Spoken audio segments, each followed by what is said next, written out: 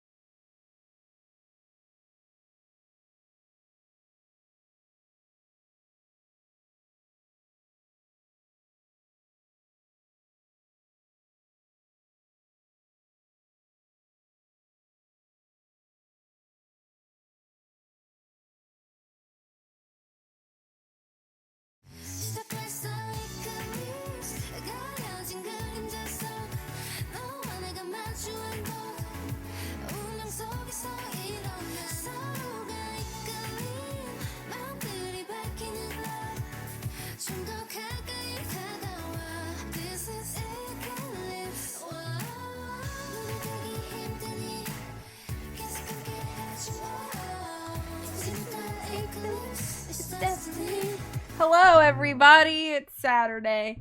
Thank you for being here. Thank you so much for the resub, Spartan. That's awesome. Destiny. How's it going, Christy? How's it going, Spartan and Britt? Great to have you guys here. I hope you're having a good weekend so far. I got my hairs cut, so now I have less hairs. Actually, that's not true. They're just shorter. I still have the same number. They're just shorter. Thank you. Thank you. I'm glad you're doing okay. I hope you are soon doing fantastic. You got your hair cut last week. I bet it looks bomb. Thank you. I appreciate it. You definitely have less hairs. Oh, okay. We're gonna play some Phoenix, right? Hopefully you guys can hear everything okay. You're at work. How's work going today? Thank you. I appreciate it. I feel like this side looks longer than this side, but not when I'm like more straight on. I don't know. And also I part my hair not in the middle. It's fine, right? Okay. Continue. We're continuing from the save point.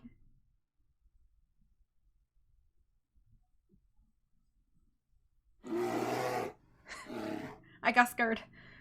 February 24th, 9:41 a.m. District Court Defendant Lobby number 1. Let me know if you guys can hear the game okay. So, what do you think, Mr. Wright? I think the prosecution is as confused as we are. After all, the victim... Oh, this is Lana talking?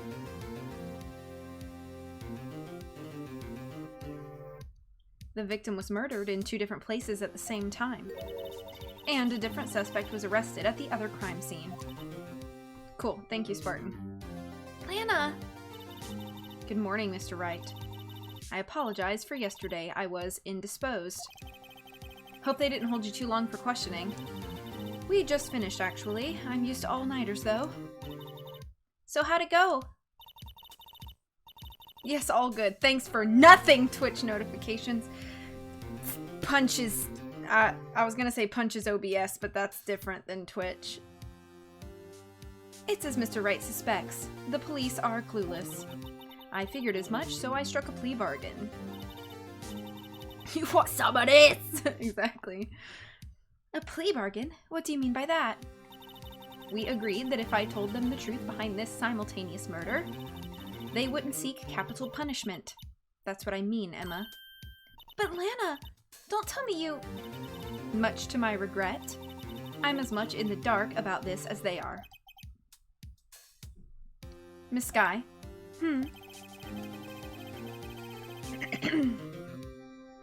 We discovered traces left by a certain person in the police department's evidence room. Why did that sentence seem so difficult to me? Yeah, nothing worse than punishment. You didn't get Storm's notification on Thursday. Dang it, Twitch. Thank you for shouting out Christy and Britt. They belonged to Officer Jake Marshall. You found Officer Marshall's traces. Yikes! I do yikes!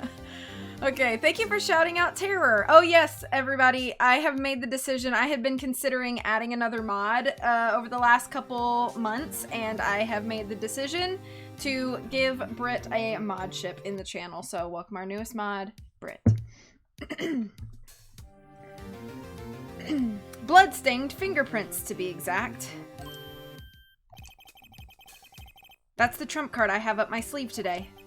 You do understand what this means, don't you? In order to defend my sister, you're going to accuse Mr. Marshall? Oh man, I bet Christy don't like this! Christy, that's your bae! What are you gonna do? We have to play the cards we're dealt. Isn't that right, Miss Skye? Do what you have to do, Mr. Wright. I think Lana's outfit's pretty dang cool. I would wear it. You ban yourself from the channel. Yeah, that'll happen. February 24th, 10 a.m., District Court, courtroom number 9. Court is now in session for the trial of Miss Lana Skye. The defense is ready, Your Honor. The prosecution is. I'm afraid you'll have to clarify. The defense is, or the prosecution is. Picks up keys, headed to the court. Let's go. Hey, Montana. It takes 30 minutes by car to reach criminal affairs from the prosecutor's office. I've tried to do that to myself. Fortunately, you can't ban mods. Oh, like another mod? A mod can't ban another mod, or a mod can't ban themselves? Or both?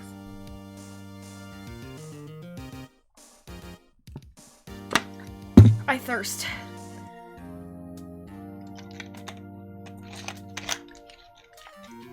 Okay. The victim, Bruce Goodman, was slain at both places at the same time. But that's not physically possible, is it? What's more, I hear the victim from the evidence room just disappeared! Yes, and the body eventually reappeared in the trunk of Mr. Edgeworth's car. Are you just really wanting to be banned? Wow, this is one messed up trial. One of my duties as prosecutor is to present impartial evidence. Today I will present evidence relating to the murder at the police department. In so doing, I believe the way in which we should proceed will reveal itself. Now that's what sets Mr. Edgeworth apart. He sounds so on top of things. I can help if you wanted it. Terror is a real pal. It's true. even though he doesn't know what's going on himself. And that's supposed to be an admirable trait? Very well, let the trial resume.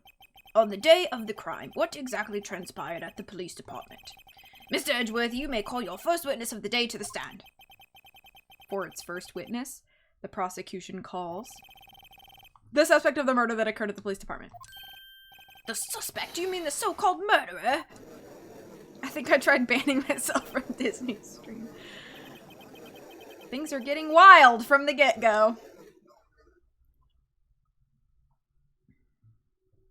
Hi, Meekins. Oh man, I gotta do Meekins' voice.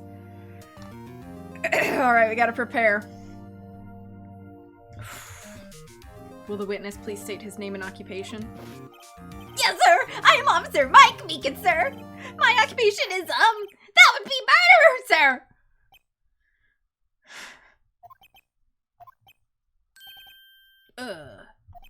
So you're telling us you're a professional killer? Sir, it was me, sir! I'm the one who did it! I will never kill anyone again, sir! You've got to believe me, sir! Actually, what we'd like to hear from you, sir, I'm what you would call a part of the younger generation, sir! A person whose actions adults can't possibly comprehend! Please, Mr. Edgeworth, sir, help me, sir. Officer Meekins? Yes, sir? Give us your report of the crime. Consider that in order. Yes, sir, as you wish. After all, I am part of the generation that must be told what to do, sir. You can't fault him for a lack of enthusiasm. Oh, man. Meekins' voice is hard. What generation is this?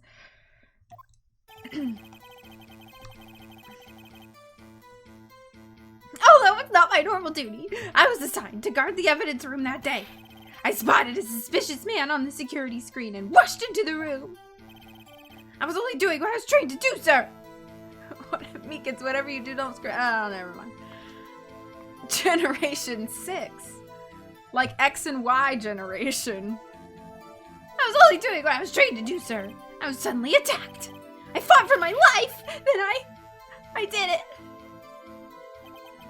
After that, I passed out until another officer smacked me awake. So, the victim, Detective Goodman, attacked you. Do it to others before they do it to you! Thank you so much for the follow. Hope you're having a great day today. That's the Meekins family motto, sir! I see. Then you fainted and a colleague helped you regain consciousness? 3, I'd reckon. I like that generation. I like changing my clothes and going to the salon. Yeah.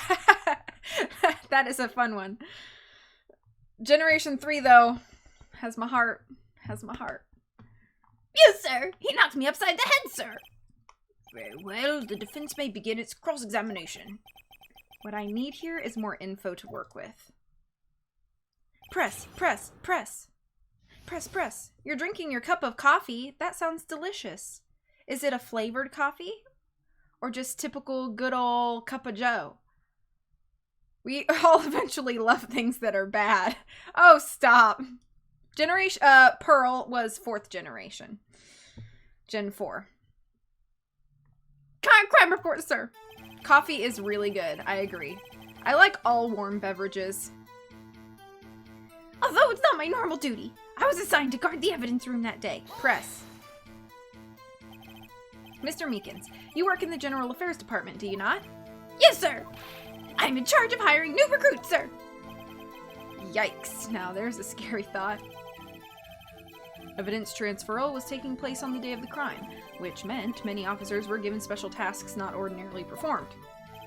Nobody likes Sinnoh, but I like Sinnoh, so at least one person does. I don't love Sinnoh, but our buddy Storm, his favorite generation is Gen 4, so you'd be in good company at his stream. He also streams a lot of Dead by Daylight, which I know you like. Yeah, we were talking about Pokemon a little bit. I was in charge of guarding the Blue Badger, sir. Hey, Glaceon, how's it going? The Blue Badger?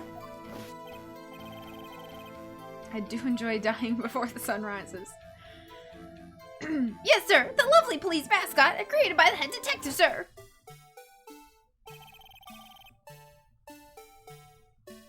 Oh, snap! Is it Godot? Is that how you say your middle name? Or Godot? How do you want me to say it? We got a Sinnoh stan in here. That's fine. I'm a Hoenn girl for life, but... Or like Gal Gadot? Yeah, it might be like that. Okay. I was to ensure it wasn't broken during the transferal process. That day was my sole mission for the day, sir. It looks like his little head is broken right there. Yeah, this robot has the moves that we could totally do the Blue Badger dance.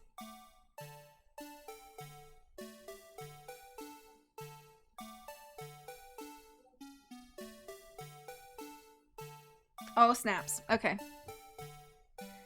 I'm glad you made it to a stream, Glaceon. I hope you've been doing well. I see. Sounds like a very, important mission. After the award ceremony finished that day, there were so many people running around that I relocated the Blue Badger to the evidence room. Oh, so that's why you went to the evidence room. Tell us, what did you see when you got there? I spotted a suspicious man. In order to enter the evidence room, you need an ID card, am I correct? You've been oversleeping mainly. Oh, that's okay.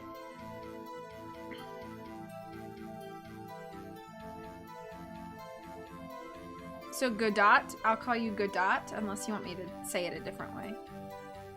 Precisely, sir. I have one here right around my neck. So then, your ID number should be listed in here, right?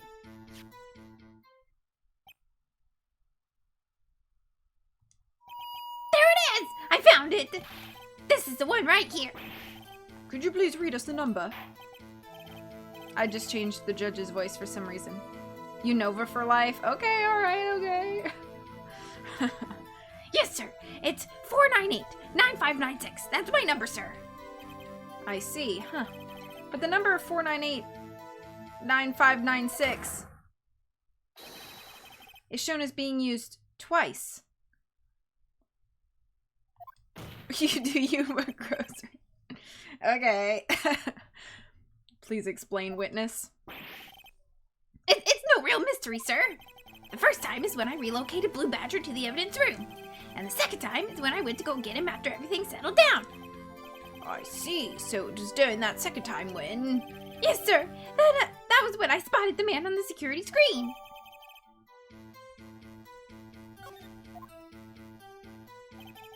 I was only doing what I was trained to do, sir. I was suddenly attacked.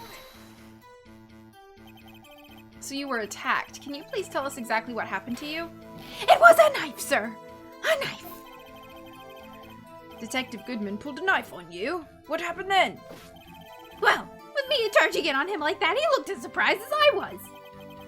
You aren't exactly the kind of person someone would want to run into. Jake Innocent! That's when I reacted, sir. I swung my arms like an octopus, struggling to detain him. That's how I got this gash on my hand. Maybe if you just kept your cool, your hand wouldn't be... When I saw the blood trickling down my arm, I panicked. I grabbed the man by his collar. I fought for my life. Then I did it. What do you have? A knife? I think that's an old Vine, right? Where the mom is like, or somebody is like, what do you have? And the toddler's like, a knife, and starts running. Is that what you're talking about? What exactly do you mean when you say did it? I know I don't look the type, but I'm really into kung fu films, sir. Same though, I'm just kidding. The man just let his guard down for an instant, so I snatched his knife from him. You took his knife?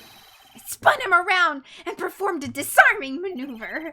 I made sure to close my eyes like a man. I see. He must have been desperate. The next thing I knew, his white coat was drenched in a sea of my blood. And then, the next thing I knew... Yes? He punched me right in my face, sir!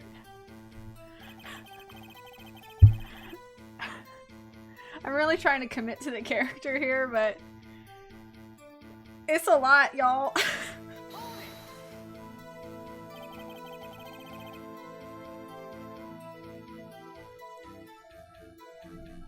About what time did you regain consciousness?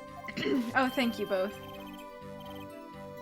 No offense, sir, but how am I supposed to know that? I was unconscious. Oh, right.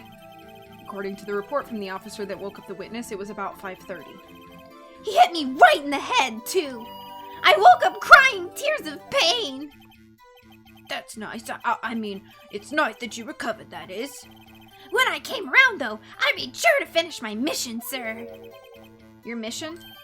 Yes, sir. The Blue Badger, sir. I returned him to the entrance before things got out of hand. Well, we can all rest easy now. I believe we now have a fairly accurate picture of what happened. Yes, Your Honor. Only one thing remains unclear. Was the man this officer murdered really the victim? He's got a point. Yes, Officer Meekins? With regard to that, sir, take a look at this. It was sent to my cell. Chief Gant delivered it to me just this morning, sir. The chief? Delivered it? What is that? A videotape? This is 2020. Why do we still use VHS? Yes, sir. Yes. Oh my gosh. That's absolutely right, sir. A videotape, sir. It contains footage from the security camera in the evidence room. I know, I'm about to drink some drink. I'm almost done with my cheer wine. What? But I specifically asked if there was such a tape, and was told it had been mistakenly erased. That's quite a mistake. Did I say it's 2020? It's not. I am definitely living in the present. I just do what I'm told, sir. It's the only thing I'm really good at. Looks like communication with the police department is as good as ever. Well then, let's have a look. Show us the video of you murdering the victim. I don't think I want it to be 2020. Oh, please stop using that word, murder, sir. It scares me. A video of a real murder. Just what are we getting ourselves into? Okay, guys, pop your popcorns. He dancing, and he dancing, dance real good. And he dancing, yeah. I am. Oh, hello.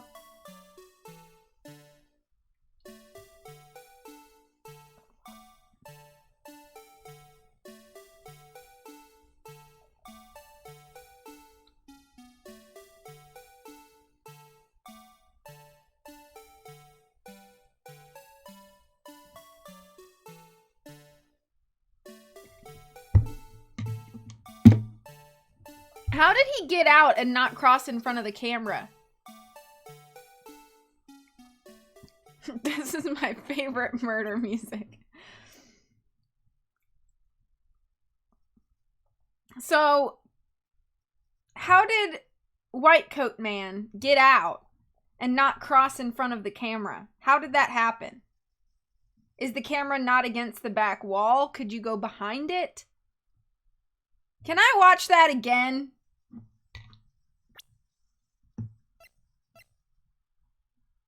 Ugh, it's not here. I have a butt ton of stuff though, don't I?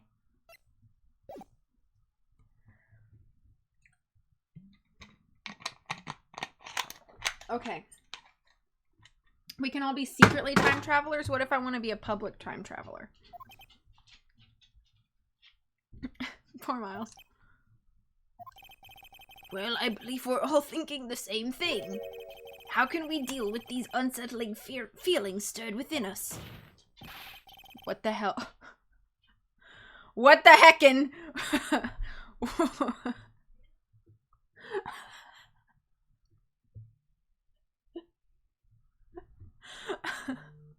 That wriggling piece of plywood. Sir, that's the pride and joy of the entire criminal affairs department, sir. It's the Blue Badger, sir. Why am I not surprised this isn't going smoothly? Such almost language. That would be about as bad as I would go.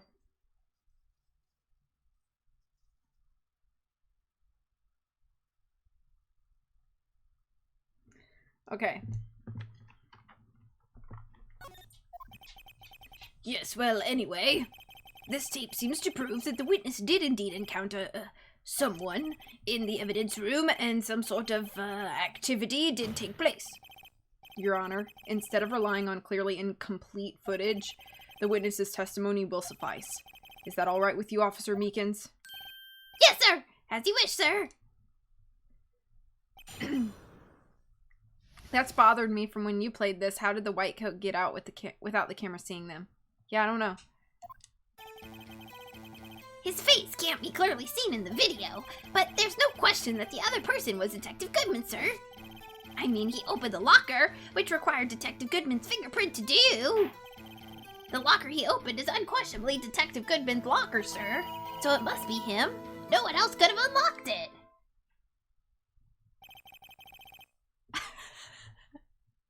I just got your message, Britt. What's this about a fingerprint? Each detective has been given a locker equipped with a fingerprint-activated lock. These locks ensure that each locker can only be opened by the detective it belongs to.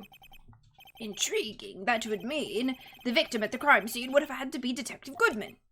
Very well. The defense may begin its cross-examination. I don't know where this cross-examination will lead, but everything begins with contradictions. That's where I have to start.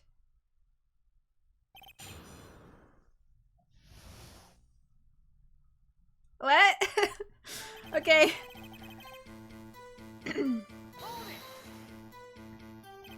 Tell me, were you able to get a good look at him?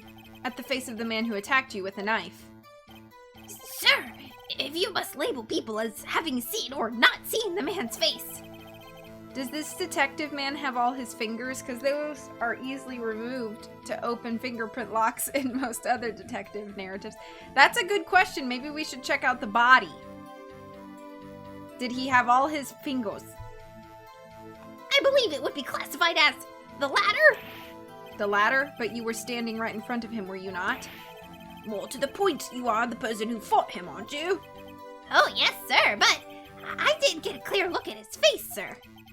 I'm not the kind of guy who looks directly at people when talking with them, you see.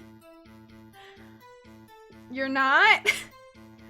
Isn't that like a sociopath trait? Don't they say that sociopaths or psychopaths or something, don't they have trouble like looking at people when they speak to them? Sir Meekins, are you a killer? The latter? I thought it rung a bell. Hey, puns. That and cowardly people. Okay, fair enough. Yeah, that's a good trait for a police officer. Still, I'm sure it was him. I'd bet my badge on it.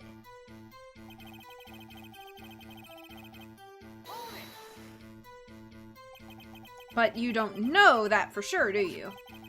You never actually saw Detective Goodman's face. Well, I suppose you might say that. That is if you must label people. Okay. Since his face can't be identified in the video, only you can verify it. Why is everyone looking at me? If I had to label your stares as disturbing or... I mean, it would make things very easy and interesting if Officer Meekins was the killer. Do you not agree? Meekins? Having been shown a questionable video at best, we are not in the best of moods. Now please be more certain when you testify. Yes, sir. You claimed the man who brandished a knife on you was Bruce Goodman. Tell us why you're positive it was him.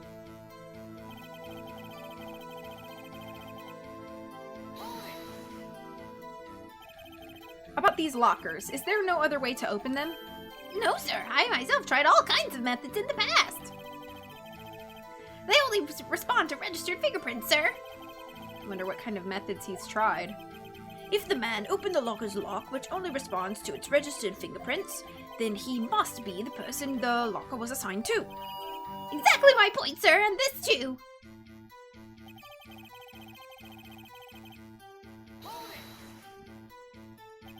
How do you know that information?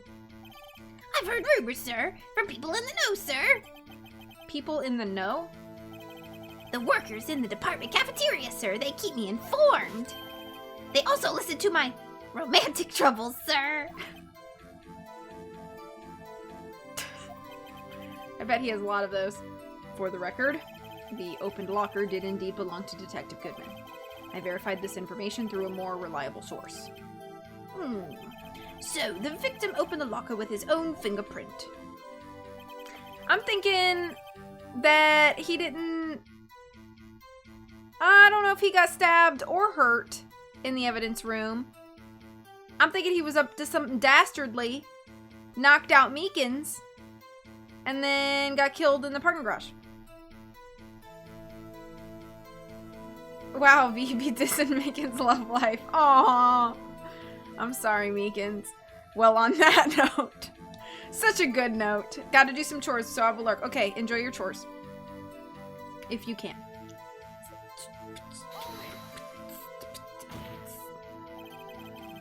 However, the most important detail is not shown in this video. The man's face. Sir! If I may say something, sir. Please do. After all, you're the one being examined. I don't understand why the man's face is so important in this case, sir. I mean, it was his hand that opened the fingerprint lock, and it was his hand that tried to thrust his knife into my body, sir. My unsettled state can testify enough to this, sir. Yes, you have a point. The footage doesn't lie. I will be terrifying my cats with the vacuum. Alright, be safe. That is, unless the defense can find a problem with it. Mr. Wright, let's check the court record again.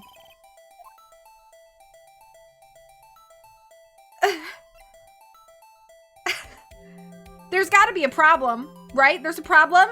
There's a problem with the video? Regarding the video contained on this tape, there is one thing in particular that seems rather strange.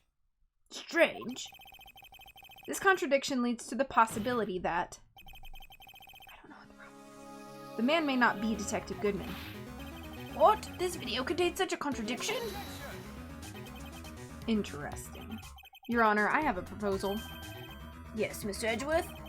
I propose we have the defense point out to us the alleged contradiction in the video.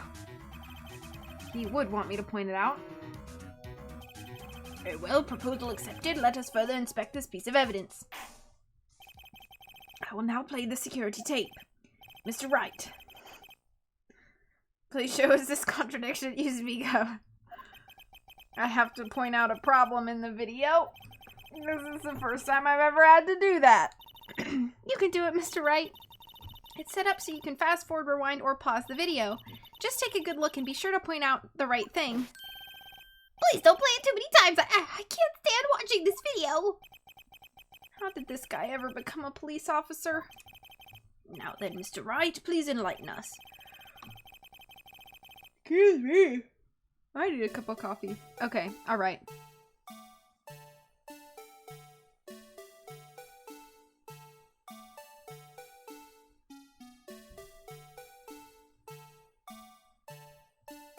Okay, white cloak guy. Okay, something fell out. Meekins comes in.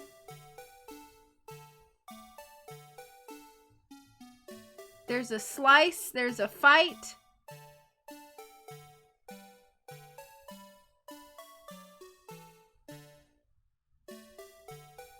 And he gets out somehow.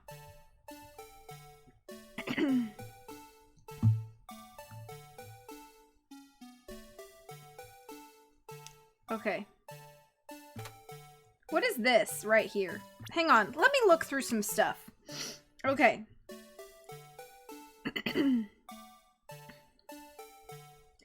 I think I need to pay attention to the guy's knife. So, knife.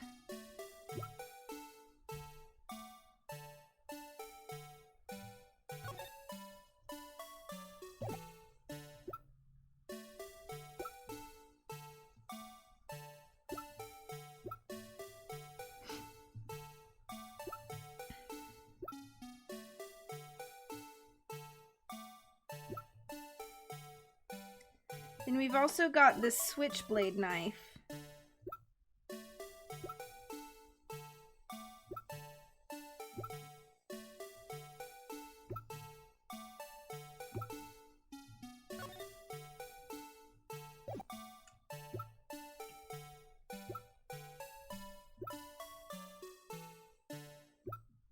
We still have this unstable jar and Marshall's prints on things. Okay. Hang on. Let's check out... I want to try to check out his knife.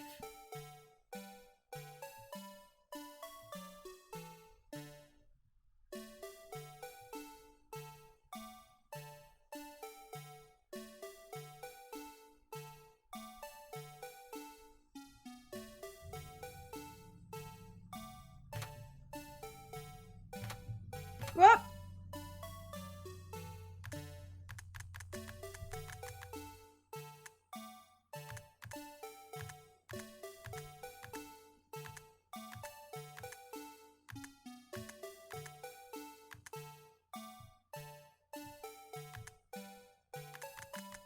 Trying to see it better.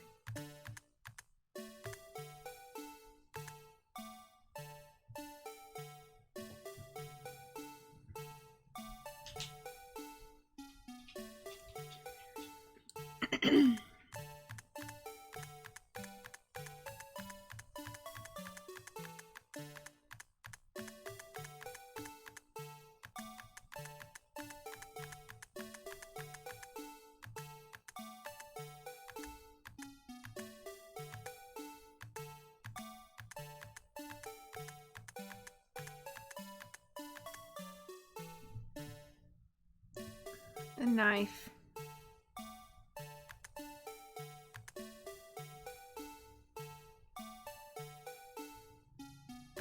I think the knife is the key, but I don't know.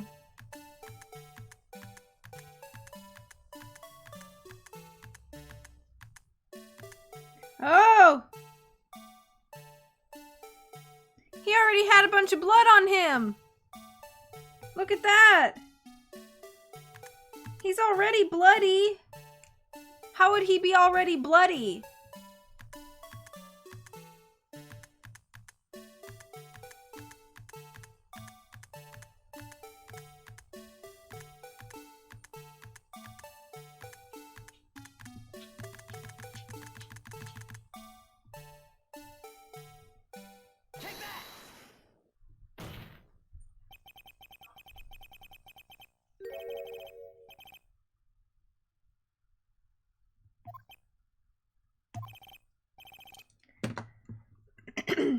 I need to use my eye drops. Well, I don't get it. Oh, shoot. Uh-oh.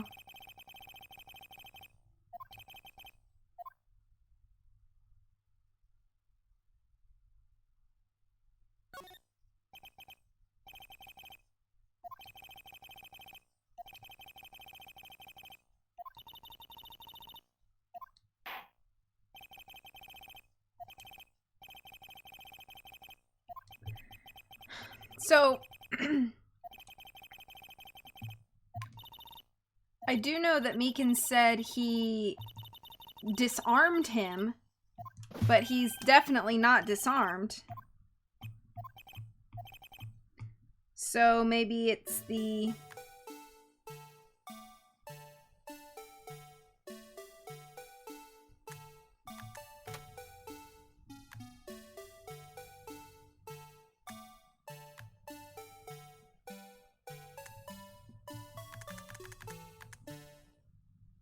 Got to be the fact that he said he disarmed him, right?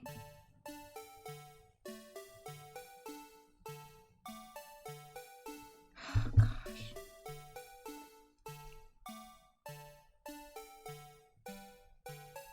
Please be right.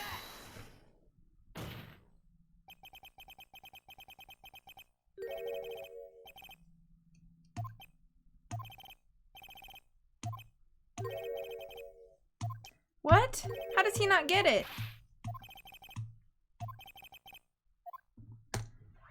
Okay, I need some help because I don't want to get frustrated. No.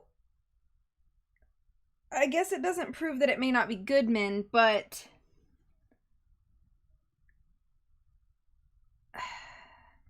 I guess I'm trying to figure out... I just want to know, I am supposed to be using the video right now, right?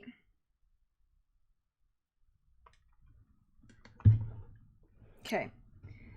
All right.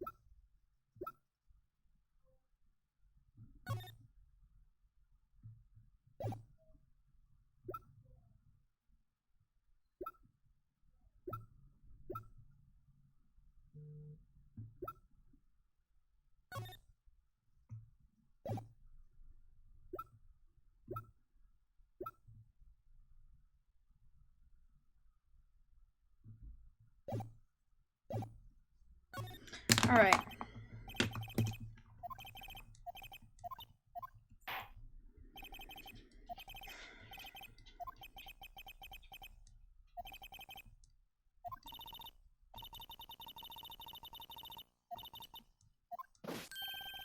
So I'm supposed to disprove that it's Goodman.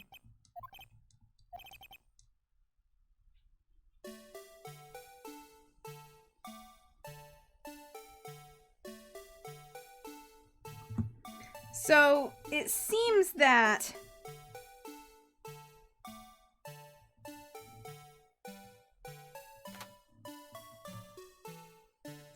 this light is already on.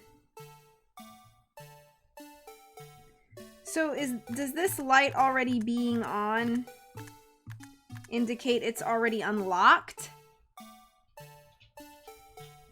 Is that what that means? This light right here. Does that mean that this was already unlocked?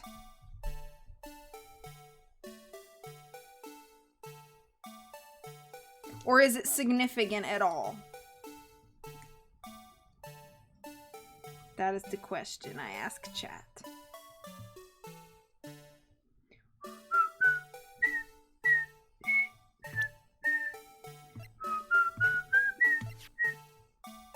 A light indicates open boxes, so yes. Why heal? The thing that's strange about this video has got to be this. Officer Meekins. Sir? Do you mean me, sir?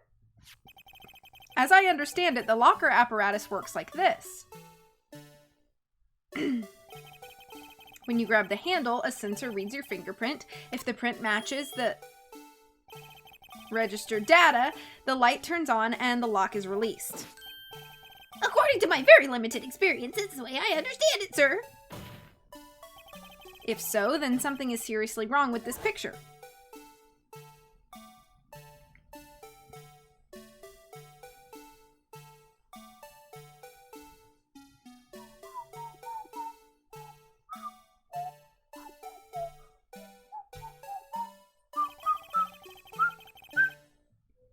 Is the game too quiet? Just let me know.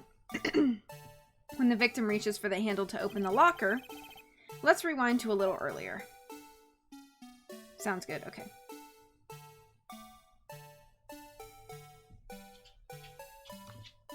It was already... Here, notice the light? What's this? It's already lit. Precisely my point, Your Honor. The locker was already open before the victim grabbed the handle. That was Montana Paws indeed. We also have Zeus this weekend.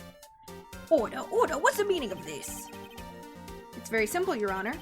The locker wasn't locked on the day of the crime. But the locker locks are controlled by an electronic system. When a door is shut, a sensor is triggered. And the locker is automatically locked. Oh, I know, it must have been broken down.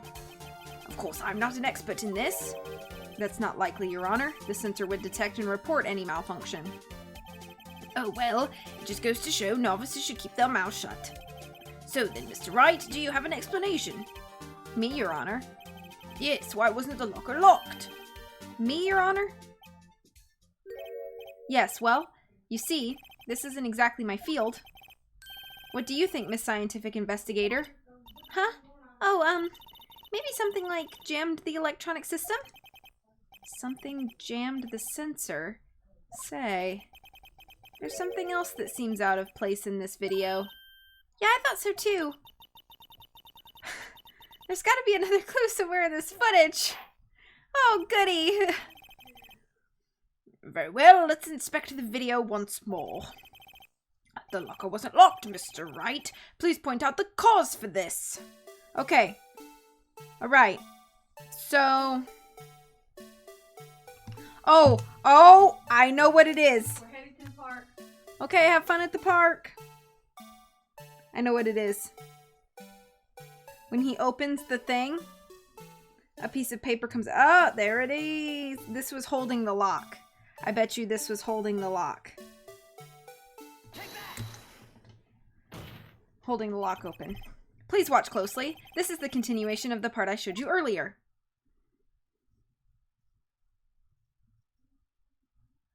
You know what that's called?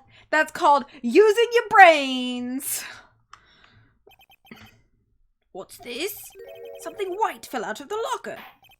But sir, it's been my experience that things fall out when doors are opened. I often fall out and roll great distances when I open my car.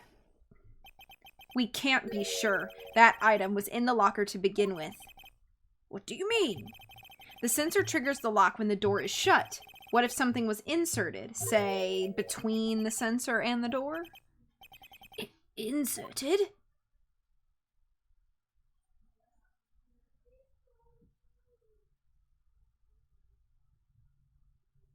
Dun dun dun dun dun dun ba ba ba bum.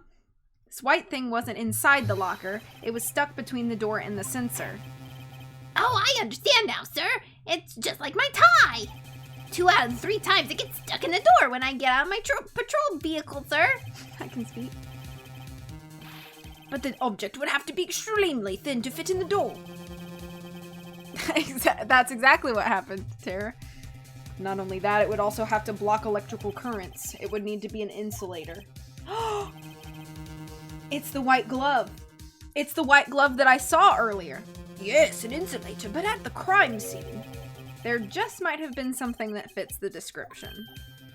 But sir, by insulator you don't mean... I think I finally got this figured out. Very well, will the defense please present the relevant evidence? What was this insulator that was stuck in the locker door?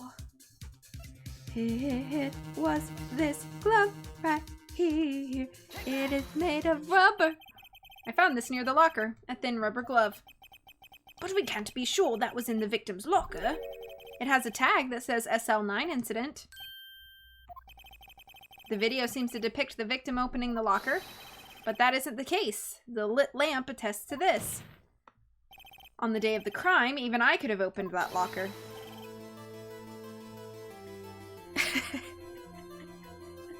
That would be me in court. Douglas!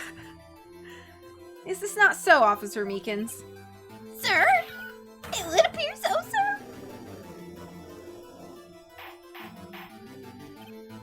Order, order, order!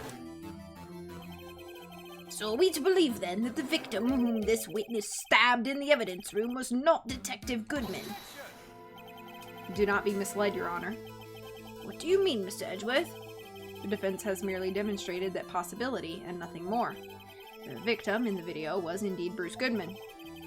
The prosecution will offer one more testimony to prove this. What? Officer Meekins, please testify about this. Sir? Me, sir? I'm not sure what you're referring to, sir. Oh, you mean that, sir. Of course, sir. Is this a joke? Very well, begin your testimony.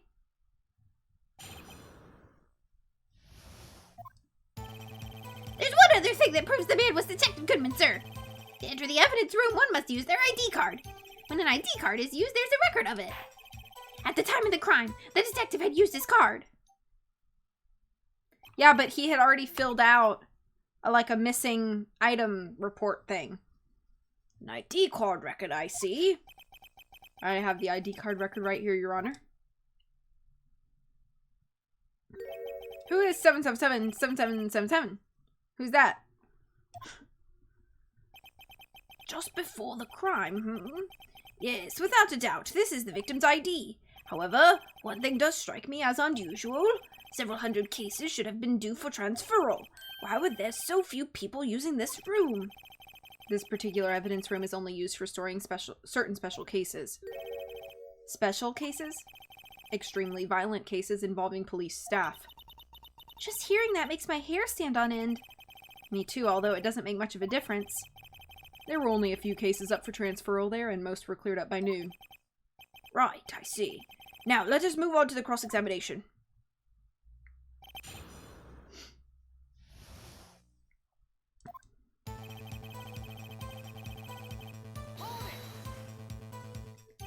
So, unlike your earlier testimony, you believe this to be rock solid, do you? Yes, sir. Solid as stone, sir. If my hand wasn't wrapped in bandages, I'd even give the V for victory sign, sir. Couldn't he just use his right hand for that? Let's hear him out. The witness can't afford to make any more mistakes.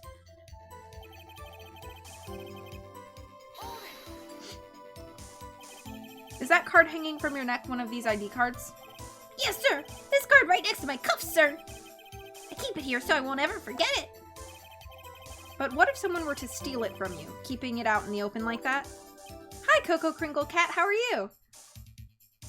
Yeah, I was just like, just tell me what I want to hear.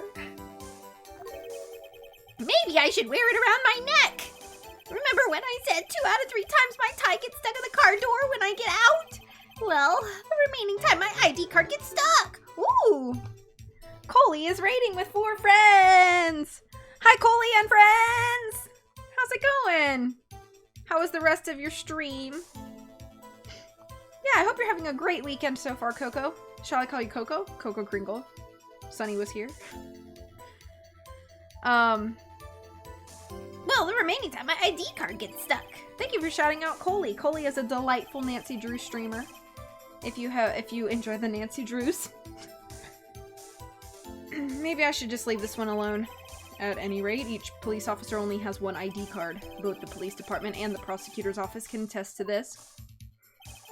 Excuse me. Please proceed with your testimony. Oh, thank you. I've got my hairs cut on Thursday night. My sister cut it for me. She cut about 6 inches off. My hair was like here-ish. So, she cut a good chunk of it off. I feel like it looks healthier. It feels better. Thank you. I can call you whichever. Okay, whichever. It's great to meet you. I'm just kidding. Okay. Let it be noted that this is the record the witness referred to. Let me see. Yes, that would be it. How much of the case have I missed so far? This is a very long case, and I've never played this game before, so I know I'm pretty deep into this case, but I have no idea how much longer there is to go. That would be it. Detective Goodman. What's the matter? According to this, Mr. Edgeworth, your name is on here. So it is, Your Honor. I'll be murmur. Not that prosecutor again. Hey, maybe he's behind all this. Being a prosecutor, he could hide the evidence. Mommy, is that man in blue a murderer? Shh, don't stare at him. You've got the wrong color, kid! It would seem the inquiry committee will want to speak with you again today. I have nothing to be ashamed of regarding my actions or their consequences. For now, let us continue with the cross-examination. Poor Mr. Edgeworth, it must be so difficult for him. Yeah. At the time of the crime, the detective had used his card. Earlier, I believe you testified that when you asked the man to show his ID card, he pulled a knife on you. Yes, sir. He didn't show me any ID card, sir. Don't you think that's odd? I mean, if he had his ID card, all he had to do was show it to you. There wouldn't be any reason to draw a knife. Maybe he just panicked? Everything stems from contradictions. Let's point them out. Mr. Wright, what do you think? I'm confused. What? The problem with this ID card testimony is far too obvious. It's not like Edgeworth to miss something like this. You're thinking too hard about it. Come on, let's show him what we've got. Okay.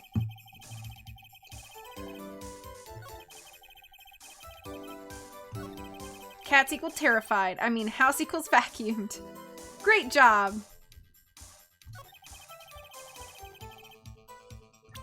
I'm going to present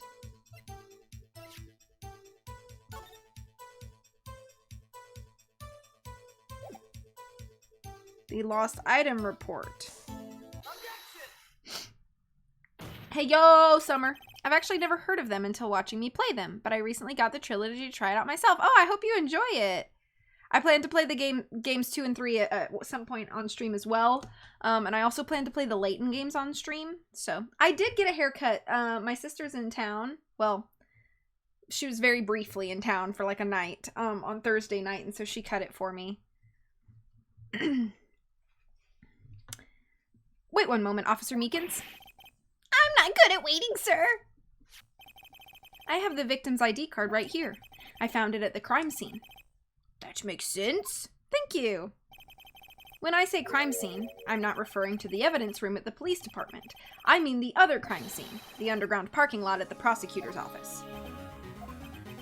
Your Honor, I have one more piece of evidence to present.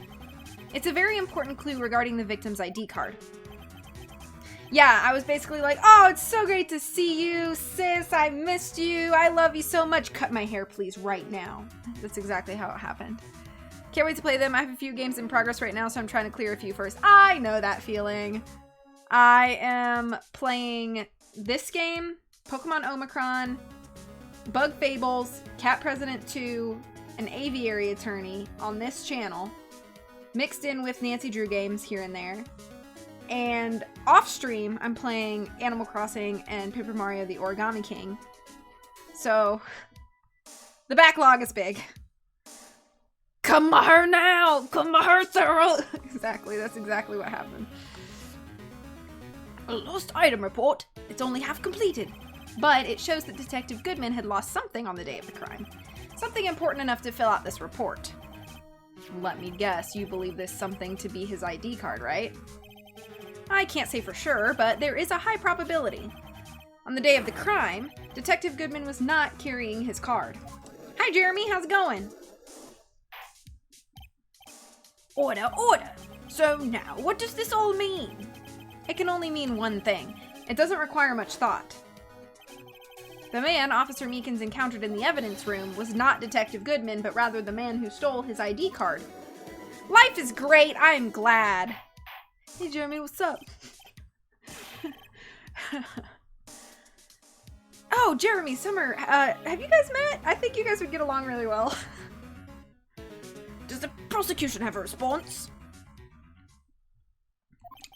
I have only one thing to say to the defense. Bravo, Mr. Wright. Bravo. Allow me to summarize the defense's argument. At 5:15 p.m. on the day of the crime, the man Officer Meekins encountered in the evidence room was not Detective Goodman. There are 2 grounds to support this.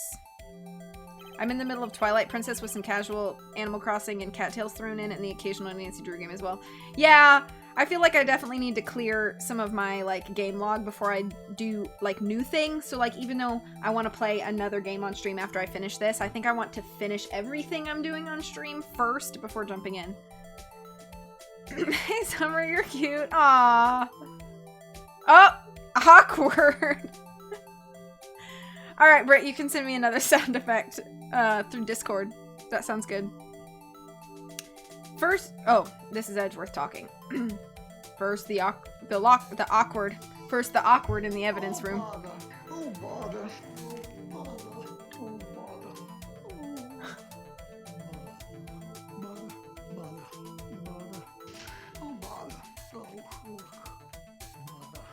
Oh, help And bother. Oh, bother. Oh, bother. I said the awkward in the evidence room was already unlocked. Well, that's thanks to Jeremy. Just kidding. First, Edgeworth voice. Edgeworth voice. First, the locker in the evidence room was already unlocked. Second, the victim lost his ID card. Am I correct so far, Mr. Wright? Yes. What's he up to?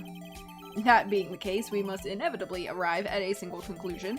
If the victim in this video is a fake, then the murder in the evidence room is also fake. In other words, the security camera does not show the instant of the murder. That is... well, I guess that's right. Is something wrong, Mr. Wright? Only moments ago, you seemed content to be pointing your finger around. This isn't good.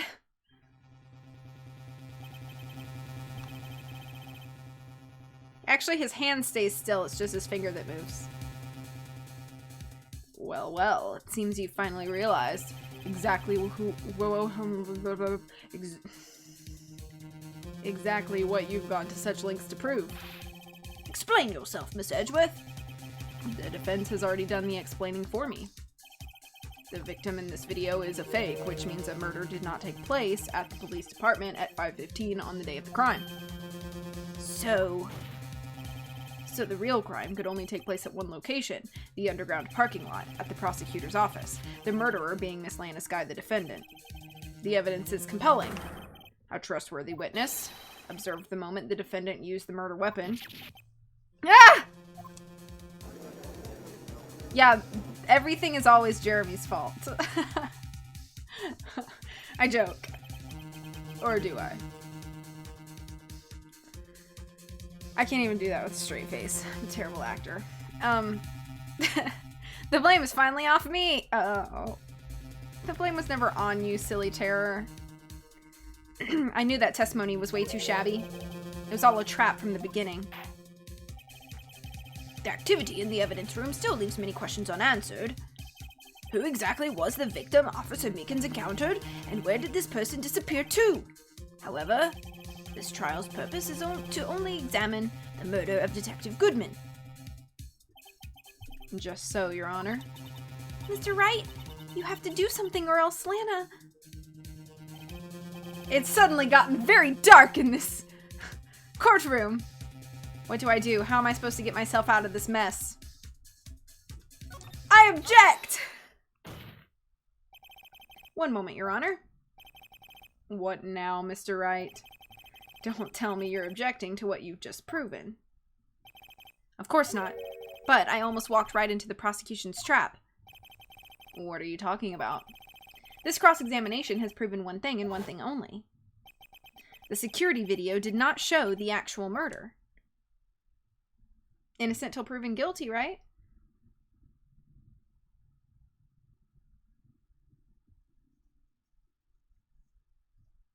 Do do do do do do do do do do. However, it cannot be said that it is unrelated to the murder in the parking lot. That's what I said! That's what I said! That's what I said!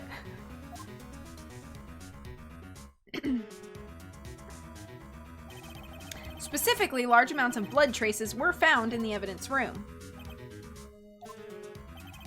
The defense demands further examination into the truth of this matter. Mr. Edgeworth? Yes, Your Honor. If this court were to examine this further, other witnesses will be necessary. Is the prosecution prepared? I'm sorry, Your Honor. The prosecution considered the incident at the police department to be unrelated. We've not prepared any other witnesses for this incident. This just might be my chance. Time to call a certain Texas Ranger to the stand. Mr. Wright, do you mean... How did she just read my mind? Those were mind words. They were like in parentheses and all blue. How did she... A certain Christy Bay, exactly. Yeehaw!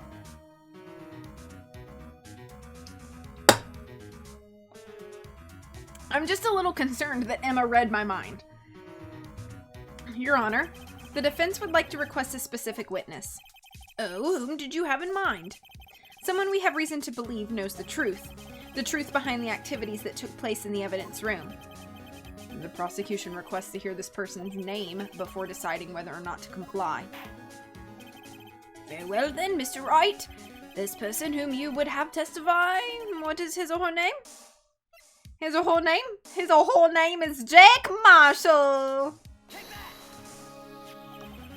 Officer, Jake Marshall. Why him? I can't let him know everything just yet. His a whole name. He's in charge of the evidence room. I feel we should hear what he has to say. The prosecution agrees to the defense's request. Since he was responsible for guarding the room, we should hear his testimony. Unfortunately, not unfortunately, but fortunately, he works in the police department. We shouldn't need longer than 20 minutes to prepare. Very well. The court will take a 30-minute recess while the witness is subpoenaed. Will the prosecution please prepare the witness during this time? We will, Your Honor. Court in recess.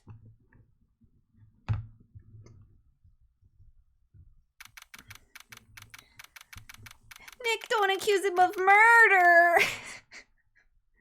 11:32 a.m. District Court Defendant Lobby number 2. Recess, yay, I call slide. I always wanted swings. Or Foursquare. I played a lot of Foursquare when I was in elementary school.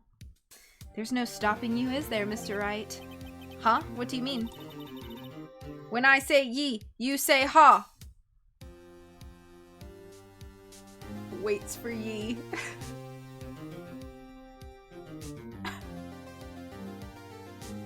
Ha!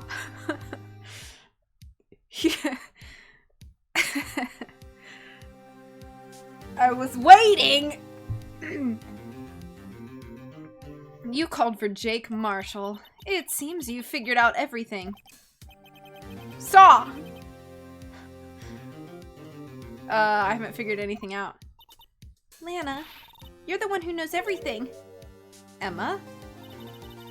You always know everything. Why don't you just tell us? Mr. Wright is trying his hardest to protect you. I don't recall ever asking for his protection. How can you be so cold? Don't you trust us? Don't you trust me? Hope I'm not interrupting anything, pals. I'm not interrupting anything, says Emma. Oh, guess I am. I'll come back later. Oh, Detective Gumshoe, what is it? Law, as in what we are going to defend in this court. You got a lot of nerve, pal, making a detective run all around while on duty. And to top it all off, you call me here? I seen happier people at funerals. Sorry, Detective. You better be, pal. Hey. Hey! I didn't see you there, Miss Sky. That's okay. So, have you brought what I asked? You mean this, right? My apologies, Detective. Due to my present circumstances, I was forced to use Mr. Wright's name when making my request. My name? Never in a million years would I have thought it was you who asked me. Could I bother you to bring me the SL9 incident files? I'll need them by noon. Talk about crazy. SL9 incident? But Lana, that's... I thought Mr. Wright might need them, so I had them brought here. Me when Sujung starts to climb through the barns. Hey!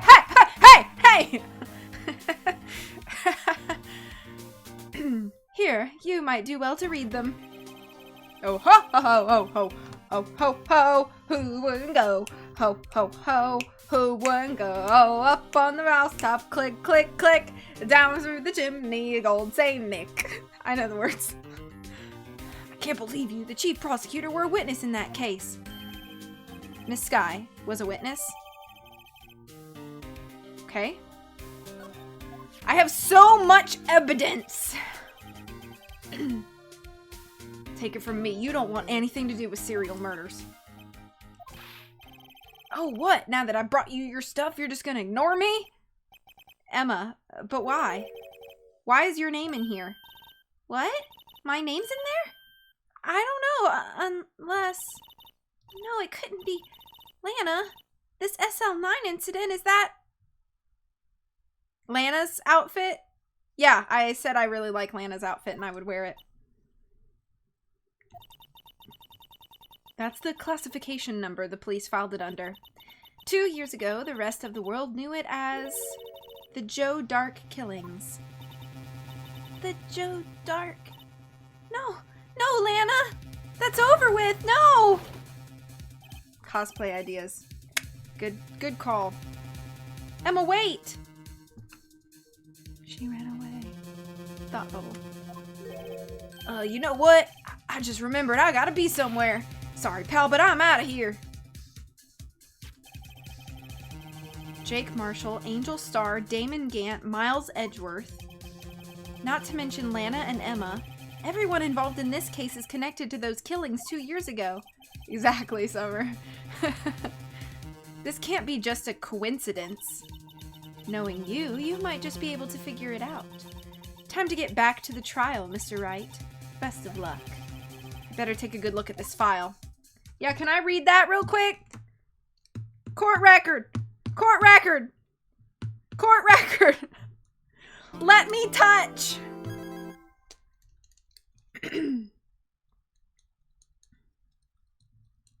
I need to learn. February 24th, 12:14 p.m. District Court Courtroom number 9.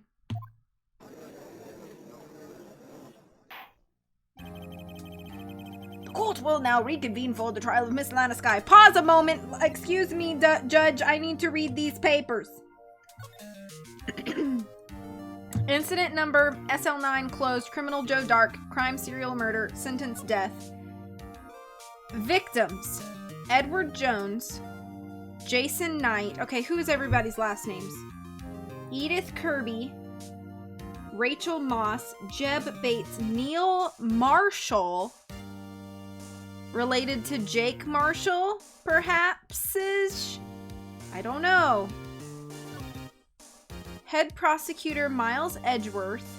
Witnesses Lana Skye and Emma Skye. Investigation Task Force. The executive investigators are Damon Gant and Lana Skye. Head investigator Bruce Goodman. Investigators Jake Marshall and Angel Starr. That's it. Neil Marshall. That can't be a coincidence. He's got to be related to Jake Marshall somehow. What are the other last names that we have? Skye? No. No Edgeworths are here. No Stars are here. No Goodmans. No Gumshoes. No Wrights.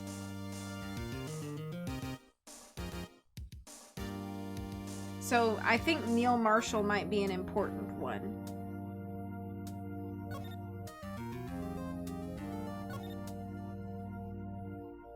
Okay. Sorry, Judge, you can go ahead. Emma didn't come back. Allow me to call the next witness to the stand. The officer in charge of guarding the evidence room on the day of the crime. Oh, good, he brought his flask. Witness, please state your name and occupation. It's your bae, Christy. Me, partner? Oh, I'm just a man. Same as you. Wandering the trails of civilization. Occasionally helping the elderly cross intersections when needed. Oh, I know you're a patrolman. As for my name, if you listen hard enough, you can hear the howling wind calling it out.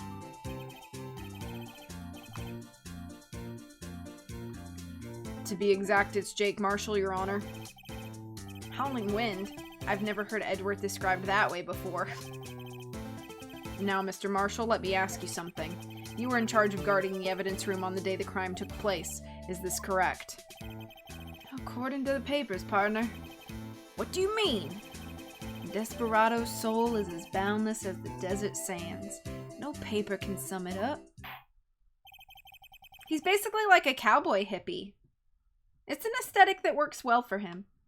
Maybe it's best we get on with this quickly. Please share with us your testimony of the day of the crime. In English. Okay. My job was to keep a wary eye on that bone orchard. They say I was supposed to make rounds 3 times a day, but that ain't my style. Besides, the room's protected by 2 security systems anyway. If I remember right, I was at a street side saloon at the time it went down. Ah, I missed you going live. I'm sorry, Galen. What has happened so far? Okay, so we've been in court the whole time. I used Officer Meekins testified. I can speak English too. Officer Meekins testified. We pressed him. We learned the contradictions. I had to use the VHS tape to spot the contradictions in the story. And then we had to take a recess. And Phoenix said that he wanted to get a testimony from Jake Marshall. So that's where we are right now. The blue thing danced. That also happened. We did, the blue badger tape. I'm just an innocent traveling man, so if you're out of ammo, it's time I hit the trail. That's it! I can't say I particularly care for your attitude. I can't say I care for your beard, but you don't see me complaining. Wait a minute. What do you mean by 2 security systems? I mean the security cameras and the ID card reader. I reckon even a cowpoke like you knows about those. Yes, well, what about the fingerprint-activated locks inside the evidence room? Fingerprint-activated locks? What kind of newfangled doohickeys are those? He's not being very helpful. He's not that good with machines or with following orders. Everyone's got their weaknesses now, don't they, Mr. Prosecutor? This one seems like trouble. Okay, Mr. Wright, he's all yours. Okay, data crime, let's go. We're gonna press all of the statements, cause, you know. How exactly did you keep an eye on the evidence room? I just made sure nothing moved in the security camera monitor. That room's so still, even time dies in there. I was just a caretaker who interred the recordings. I've never seen that word before. Interred? You interred them? Videos and nothing aren't that useful. When the time would come, I'd erase the tape. If nothing unusual is recorded, tapes are to be erased every 6 hours. Each time I'd erase a tape, it felt like I was erasing a part of my life. This guy has a flair for the dramatic, but he isn't going to do him any good. So in actuality, you don't physically enter the evidence room.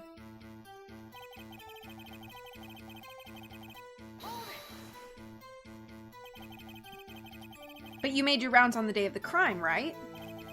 Ain't you heard a word I said, partner? I told you, that ain't my style. I'm afraid I don't understand. No desperado I know lets rules get in his way.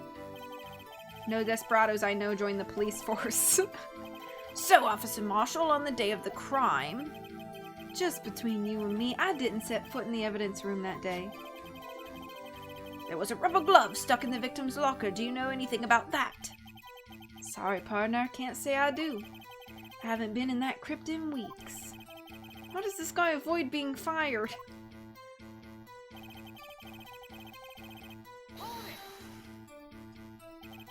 Oh, thank you for shouting out Galen. You used to be a detective, so you've used the evidence room in the past, correct? Of course. Back in my day, the locker was a goldmine of evidence. And yet you didn't know about the fingerprint locking mechanism? Sorry, partner, I ain't good with machines. I couldn't even tell you how a bike works. That's quite incredible.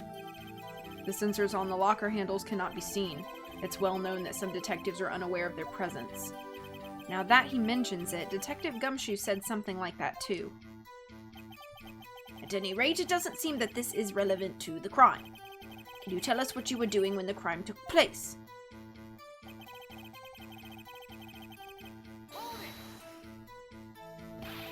What were you doing in a place like that?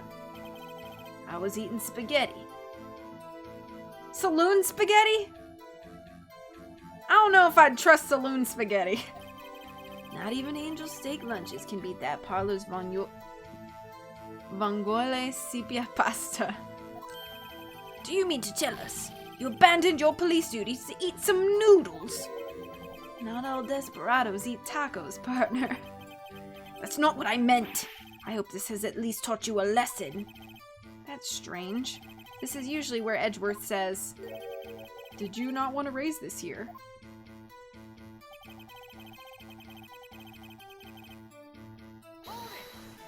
Tacos do sound good. Also, pasta does sound good. Out of ammo, Officer Marshall? That's right, partner. Or as you'd call it, evidence. If you plan to pin me to this crime, then you'd better draw. Otherwise, you're just a waste of my time. My steel horse is waiting to carry me back west into the sunset. Yeah, taco party, let's do it. What did I have yesterday? I had a boiga. Boiga for dinner, not for pasta. I didn't have a burger for pasta. One thing seems clear. Despite being responsible for guarding the evidence room, the witness doesn't appear to have seen anything. The Texans don't take orders from anyone. Everyone knows that. Apparently your superiors don't. Okay, I have a trump card up my sleeve, so I'd best keep my cool. Before I use it, though, I'd better up the ante.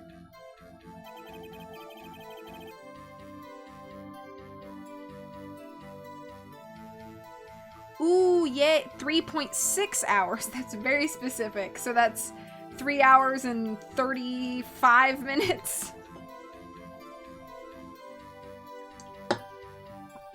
By the time I get there, the cat hair will return. Just run real fast. It'll be fine. Okay, so he was supposed to keep an eye on the bone orchard. Supposed to make rounds. That wasn't his style.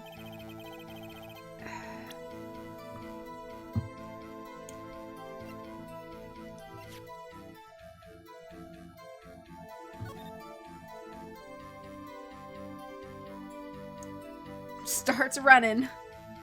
I can relate to the cat hair. Mine is dog hair.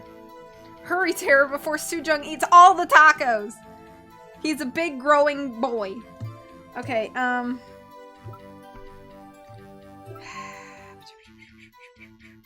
what I want to ask him about is this. His handprint. He said he hadn't been in there in weeks.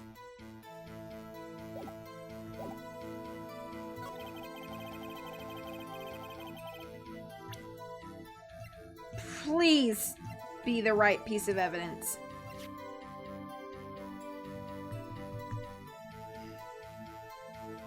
Runs faster in all caps to show emphasis.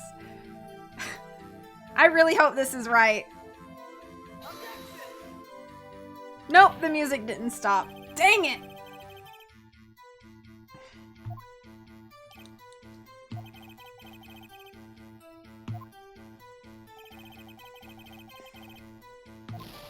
Shoot.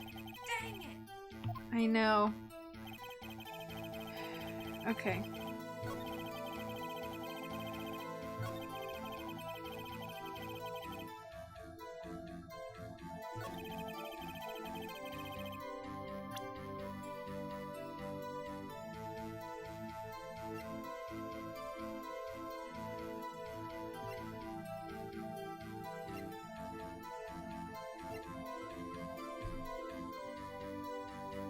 I don't know. I don't know. I've pressed everything he said.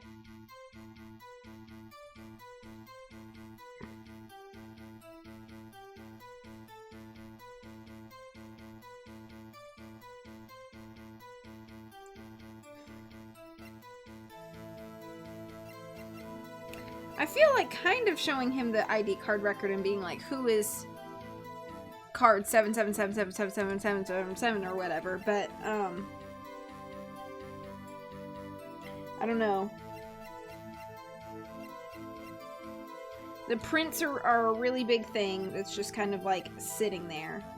I could show him the security video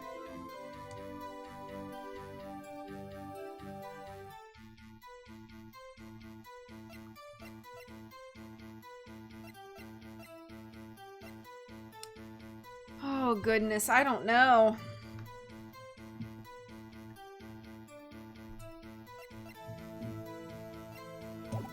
Let me go through all of them again. He was at a street side saloon. I'm just an innocent traveling man. It's time I hit the trail.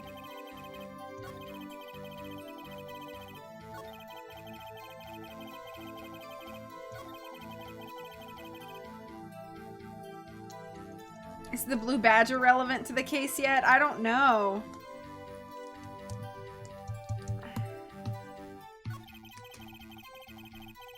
Is this one of those things? I bet you that's probably right. I could see him being a killer. He holds things in his hands. He could have holded a knife. Is this one of those things where I have to press a statement I've already pressed? Is this one of those situations that happened earlier that I got stuck on for a long time? No. Okay. So I need to present some evidence. I just need to figure out what statement to present evidence to. Okay. Okay. Let's go through all of our evidence very closely.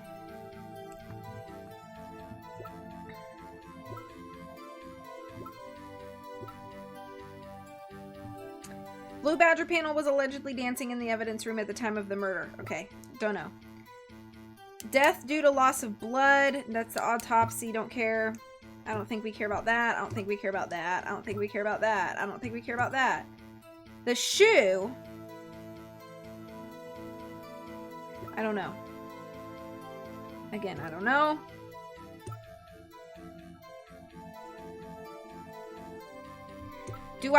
I mean, I could present the luminol testing fluid and be like, yo, I sprayed this all over and saw your handprints all over the place, but if the handprint doesn't fit as evidence, maybe this doesn't either.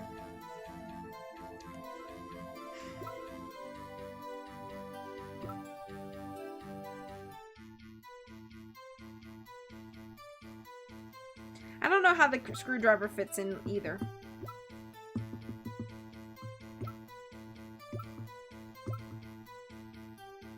Or the unstable jar.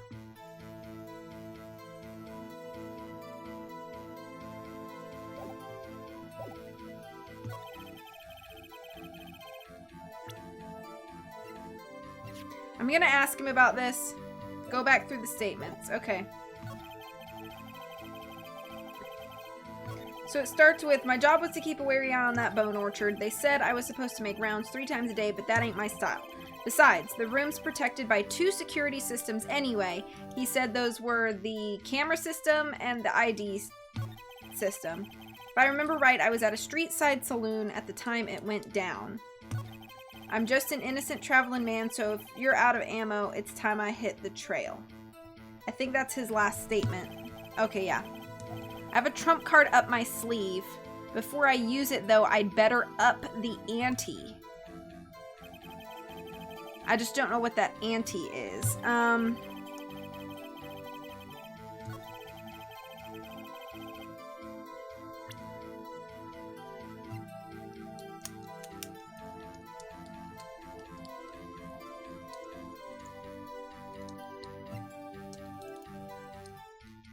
You remember now? I feel like I either need to present to him the ID card record or the tape.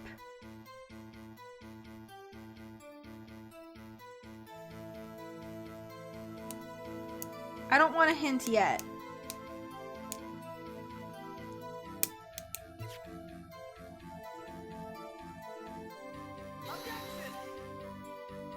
Nope. Okay, yes, I would like a very, very vague hint. Because I just wasted another one.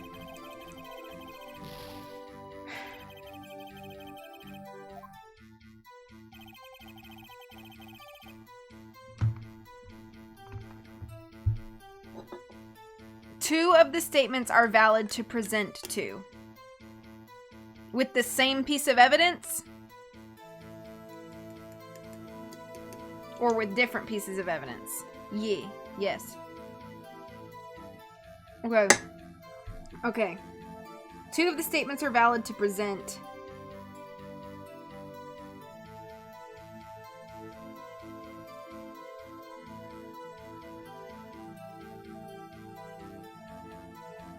I don't understand. I actually don't understand what you mean, Christy, but that's okay. I don't want you to clarify.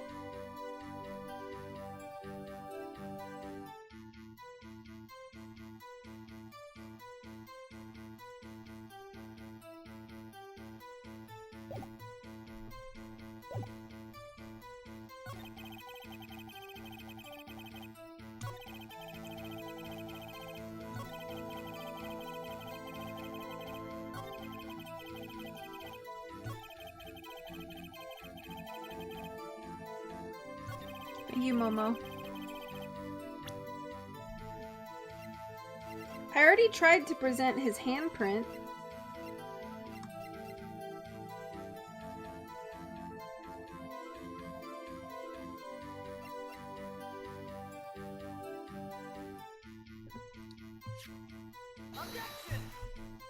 Nope.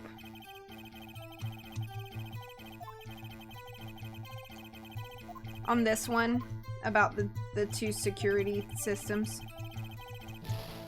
Ugh.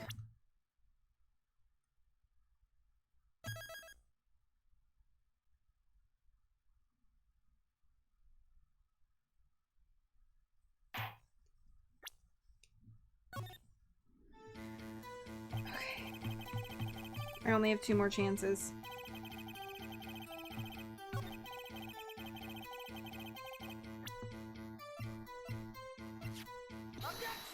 Ah! Kafleeble flobble! Officer Marshall. Doesn't it strike you as odd? That is, you being called in to testify like this. What's the other statement that I can present the fingerprint to? I presented the fingerprint once and didn't get anywhere, and so that's why I got confused. That is, you being called in to testify like this. Oh, the last 2. After all, you weren't in the security room at the time of the crime. And yet you dragged me down here. Explain yourself, partner.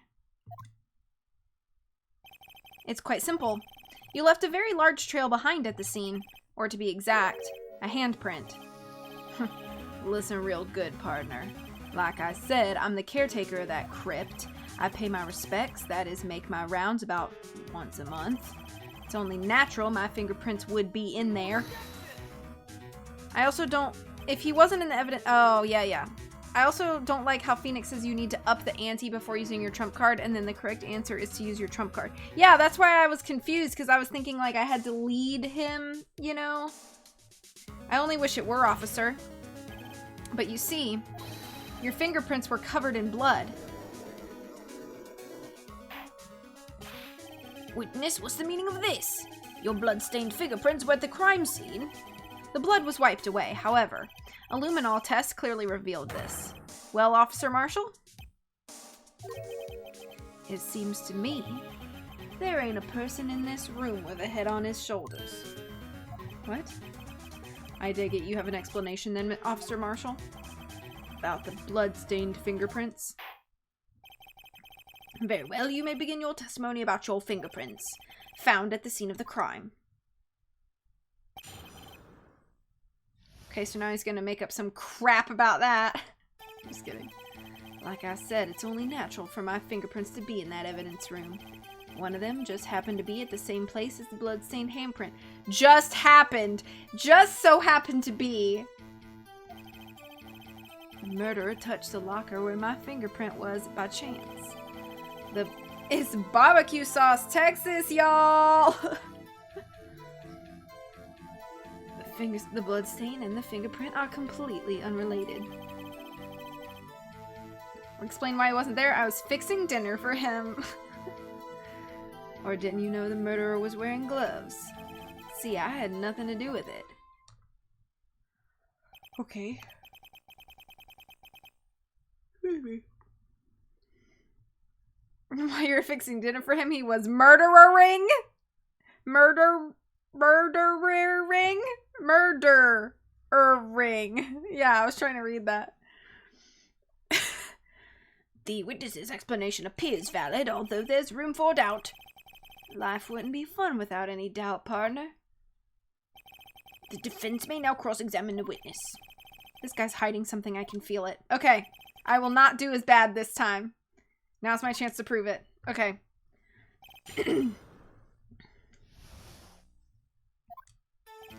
Like I said, it's only natural for my fingerprints to be in that evidence room. That's because you, how did you put it, pay your respects once a month? Yeah, that's right. That and one more thing. That locker happens to be mine. What? What do you mean? I mean what I said. That's the locker I used when I was a detective. The locker I still use. All that's in there now, though, is a heap of broken dreams. I see. It'd be strange if my prints weren't all over that locker. Apparently his fingerprint data was never changed. He must have been using the fingerprint lock without even knowing it.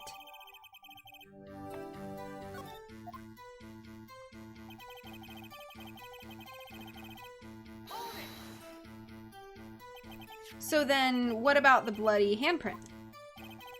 Wasn't mine. It's no mystery. Please explain. My locker is covered with my fingerprints. It just so happened the murderer touched the lock where my fingerprint was by chance. I don't believe that now. The chances of that happening are 1,000,000 to 1. On the contrary, one could argue just the opposite. The chances of that not happening are 1,000,000 to 1. Get one thing straight, partner. You ain't gonna get no reward from me with a mere fingerprint. You wanna know why? The bloodstain and the fingerprint are completely unrelated. Unrelated? They're as different as night and day. Kinda like cereal and cereal. One's gotta do with breakfast and the other's a type of murder. He's right, although seemingly alike, they're totally different. I don't see what homonyms have to do with this. Or didn't you know the murderer was wearing gloves? How would you know? You weren't there! You were not there! How do you know that? I may be a loner, but I still do my job. I keep up on the reports. There was a blood stain at the scene thought to be left by the murderer. That's right. It was found on Detective Gumshoe's locker.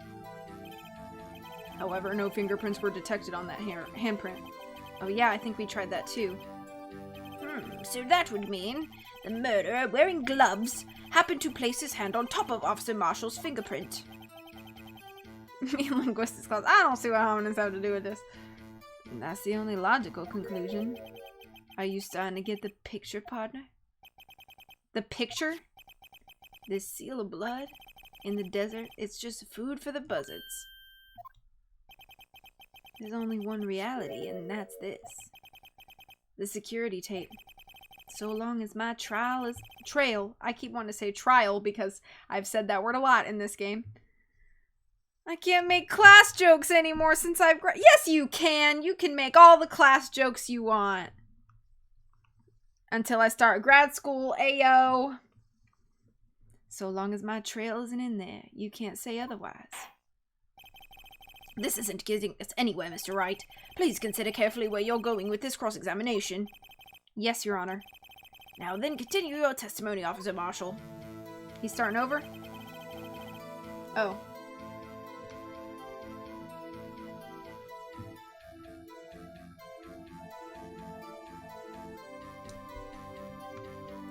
That's my fault. Jake wasn't at his post.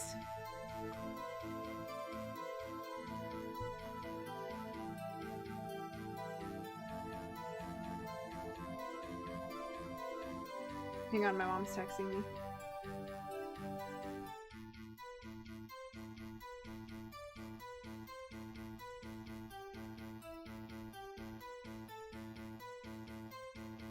That seems like a very strange thing to say. Too bad it wasn't me in that video.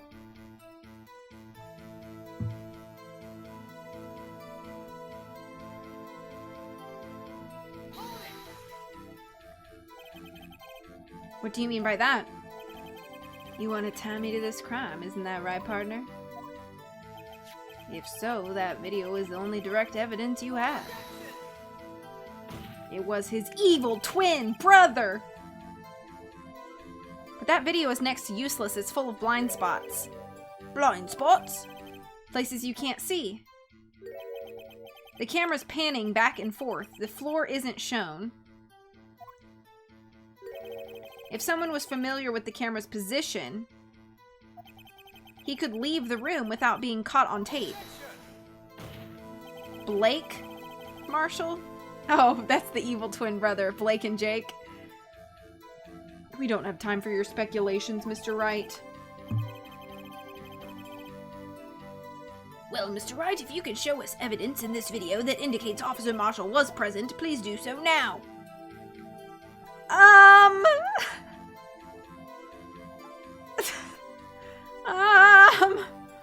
Well, let's watch the video real quick. Just to see. Okay, we're looking. Oh, there's a handprint. There's a handprint on the blue badger. Did you guys see that? See him under his eye there. Okay, he opens the thing.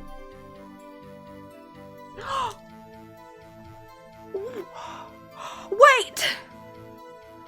Wait! The knife! That's the knife he's always with himself shaving. That's his shave knife in his hand. Isn't it? Isn't it? But there is a handprint on Blue Badger. Hi, Timo. Oh, you see the handprint on Blue Badger's face? Okay. All right. Hold up, fam.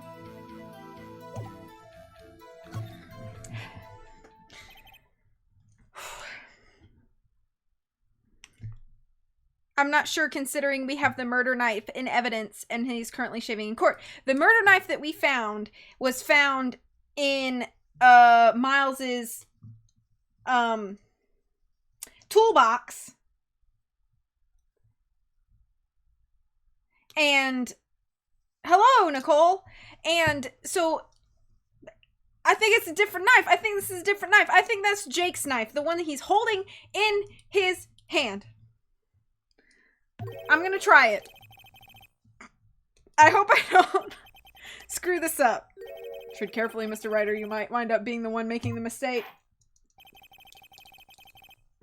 No, then let's have another look at the video. Show us this incriminating evidence of the witness. Officer Jake Marshall. Okay. So we are going back to the left now. And he walks in, can't see his face, and so we gotta try for the knife and such. Then we lean over to, and there's Officer Meekin sneaking up on him, and then we gotta slow down, 'cause we've got a knife in his hand. We gotta get the right height frame. Boop, boop, boop. Boop, boop. Mystic, my arch enemy. Singing what we doing. Yeah, we are. Okay. If this is not it, I don't know. If this is not it, I have no idea what it could be. Please. The music stopped! There! How's that for evidence? Please allow me to apologize for my colleague, Your Honor. He gets carried away sometimes. Yes, well, this certainly isn't a first. Will you forgive him too, Officer Marshall? Wait, what? No, I'm right? I was blaming your purdy cowboy. He's not a bad man, just a bit disillusioned. Of course, I'm not one to gun down unarmed boys. What?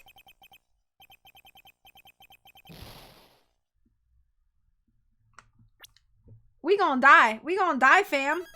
We gonna lose this case. Because I'm dumb. Alright, we're gonna try again. Yeah, justice is happening. Dang it. I really thought that I was onto it. Okay, if you say I'm not dumb. I'm not dumb. I'm just confused. Wait, we went all the way back here? We went all the way back here?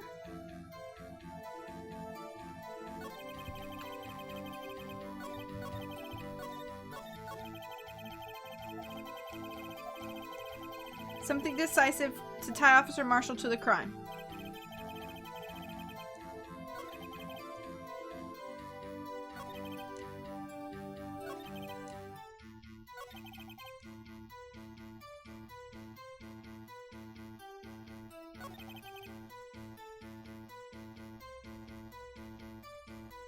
Oh, okay.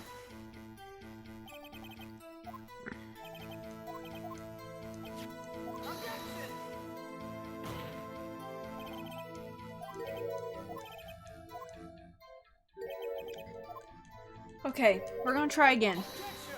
I need to find something.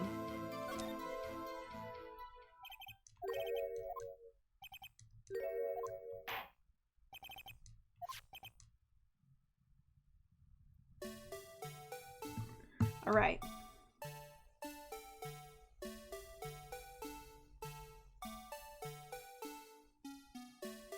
He walks in.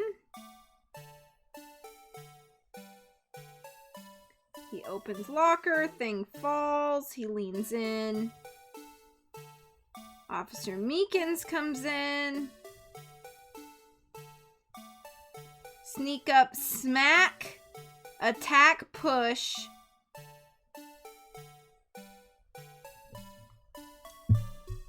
We missed that part, and he gone.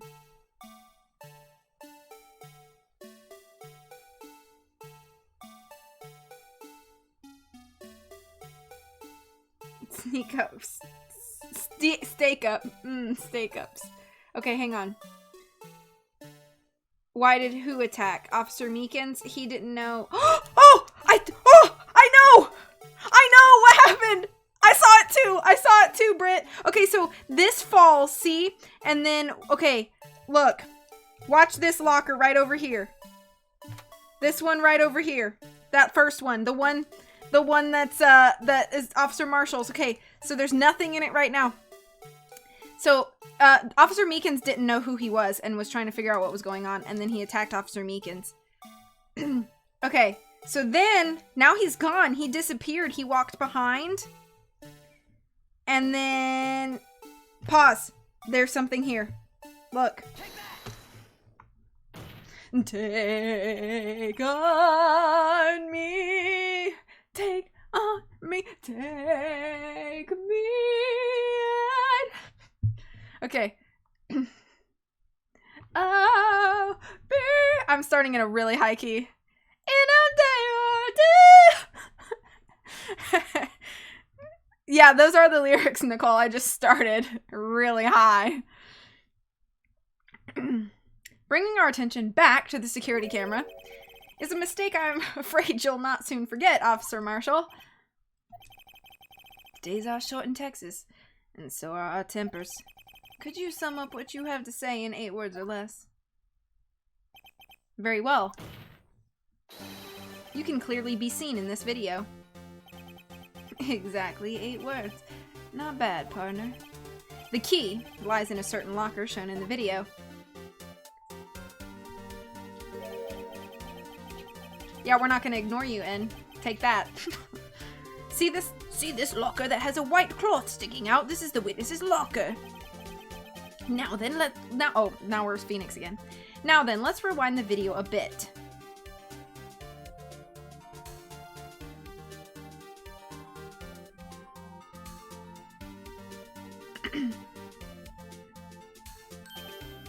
Oh, the white cloth, it's gone. What's the meaning of this, Officer Marshall? When the crime took place, the white cloth wasn't there. Then it suddenly appeared. There's only one explanation. Officer Marshall, you were in the evidence room at the time of the crime. What's more, you opened your locker when the camera was turned away. Order, order! It would seem that's the... Hold your horses. Sorry, partner, but you got the wrong man.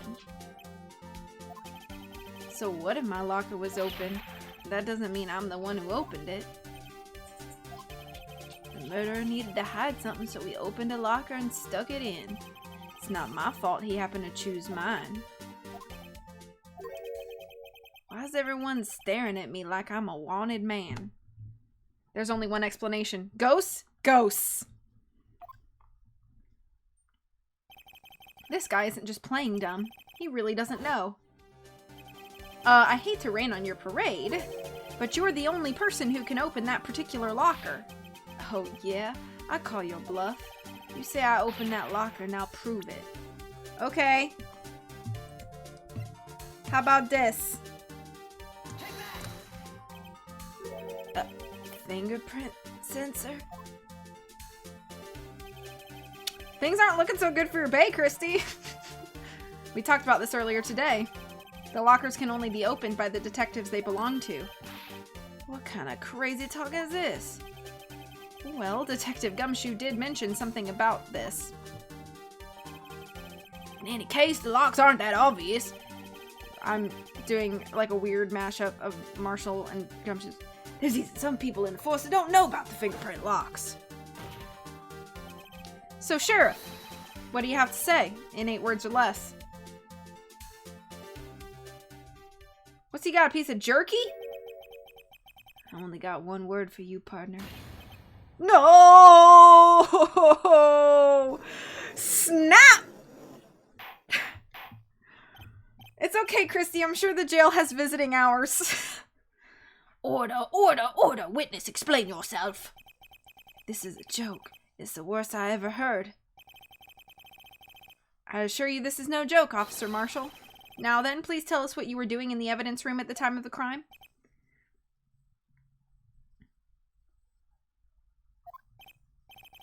Olay! Please. Olay! Please answer the question. What is he now, a bullfighter? That's alright, Officer Marshall. I believe we can figure the rest out from here. We can? Have a look at these floor plans. There is no place for someone to hide in the evidence room. Oh no, Jake, what did you do? Did you attack people when you left my house? Ah, see, he should have just stayed and had a lovely night with you, Christy. Then this wouldn't have happened. Yet Officer Meekins didn't see Officer Marshall. That's so, then. Where was the witness? It seems Mr. Wright has an answer. That's right, the only possible conclusion. He didn't tell you? I thought relationships were built on trust. Well, then let's hear it. Where was Officer Marshall at the time of the crime? Ow! Dude, I think he was this guy! Or is V for victim and K for killer?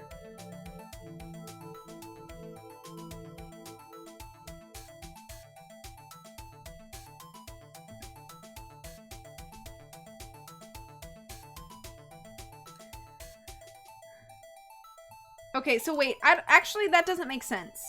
Because they must have been in cahoots.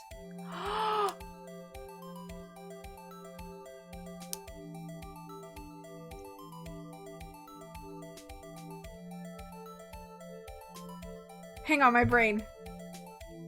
Wait a second. Maybe Officer Marshall was not the killer, but is in cahoots with the killer. And his motive being related to the SL9 incident and how he got demoted during that incident. during that case. So now his revenge comes across in the fact that he's working with somebody. He must be working... It would make most sense that he's working with Lana Skye, but we're trying to prove her innocence. So who else was involved in that case? Goodman was involved in that case, but we don't think that Goodman was here. We don't think Goodman was the killer. And that's the purpose. So... Gant? Oh, man. Good night, Nicole. Thank you for being here. I wish I was here from the beginning so I knew what was even going on. Aw. Well, hopefully you'll catch us for next time. Oh, shoot.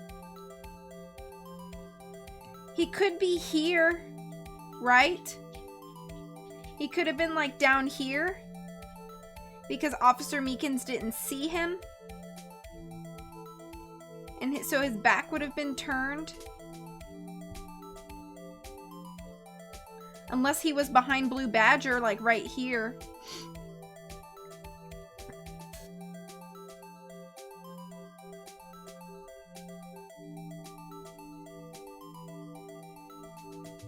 Oh, I can't save. No! So, okay. So we saw White Coat Man go here and open the locker right here. Then we saw Meekins sneak in and go up behind him. They had a tussle this way, facing each other. He got slammed. Then it turned away, and then next thing we knew, the victim was over here on his thing. I can help if you want help. Not yet, but I might need some help.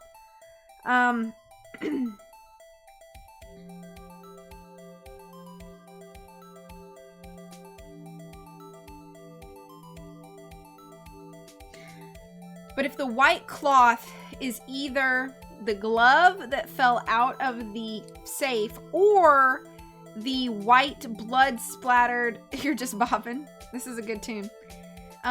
Or if it's the white blood splattered coat that the killer was in. But wait, is victim considered White Coat Man, or is killer considered White Coat Man?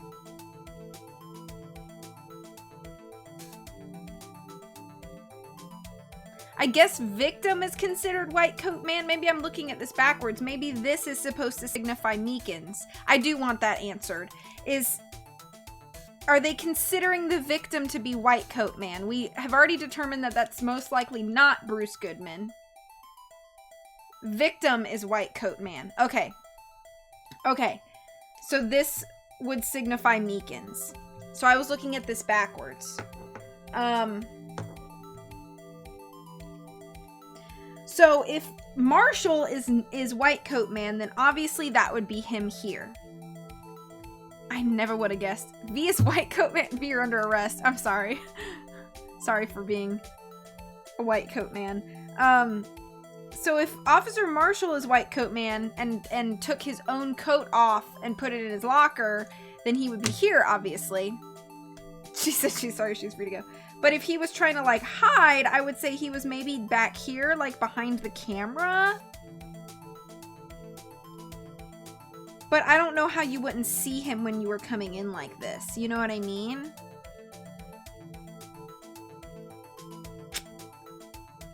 Alright, we're gonna try. And maybe we might get a game over, but we'll see what happens.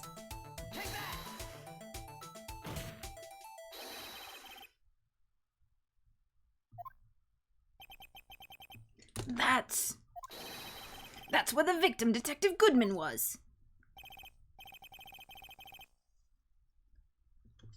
Yeah, I think that's what I've determined.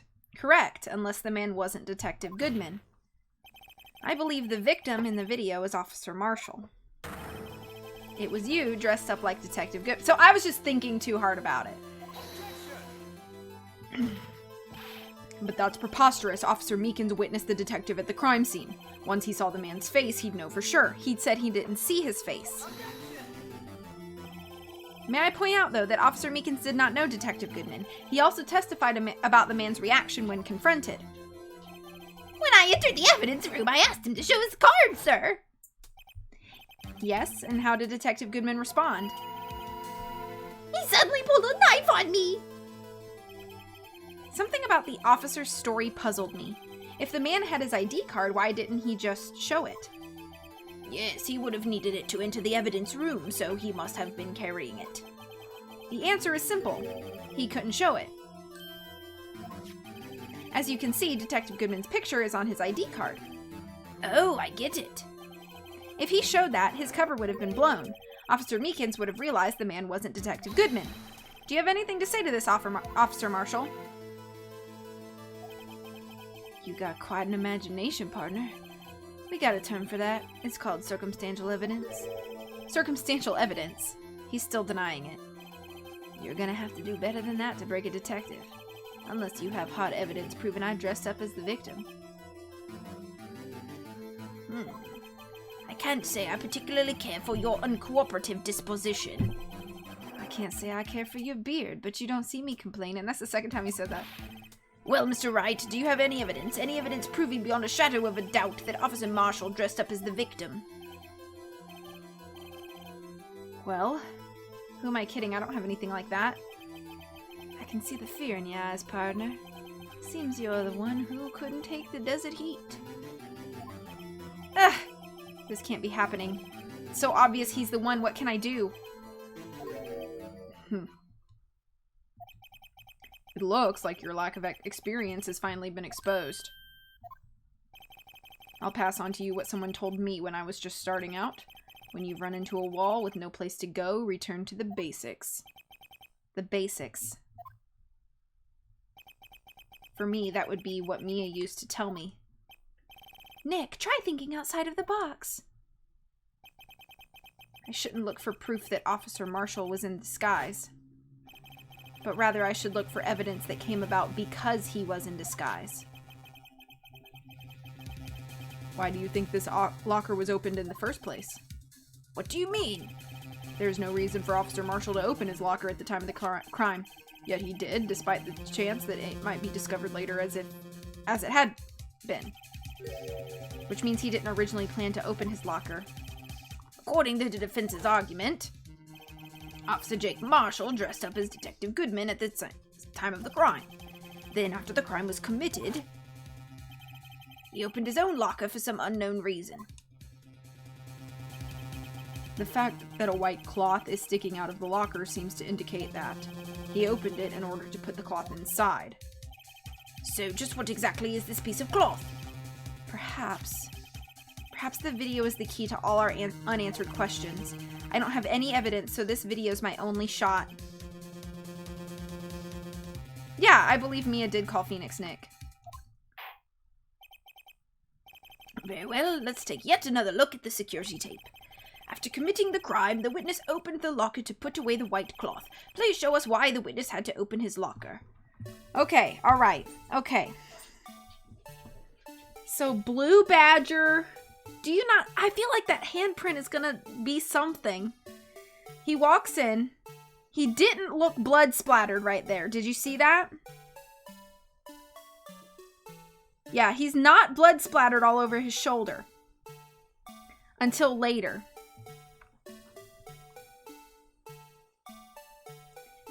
And then there's this. But then look. Now, look, he's all splattery. The music scares you.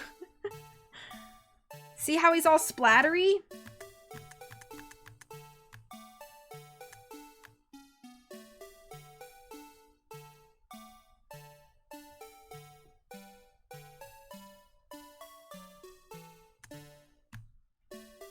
It's gotta be that. It's gotta be his white coat. I tried to use this earlier. It's this. It's the splattery stuff. For some reason, you disguised yourself as Detective Goodman and entered the evidence room. I don't know what the reason was yet.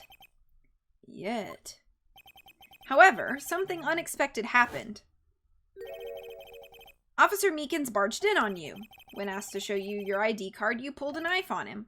However, Officer Meekins panicked, and the white coat you were wearing was soiled with blood. A bloody white coat. You couldn't just walk out like that, so you hid the coat in your locker. Not bad, huh, partner? Oh, look, he got some nice boots. I didn't remember that, but it's been a long time since I played this game and remembered some. Oh, that's okay. Now then, Officer Marshall, are you ready to tell us the truth? Looks like I underestimated y'all.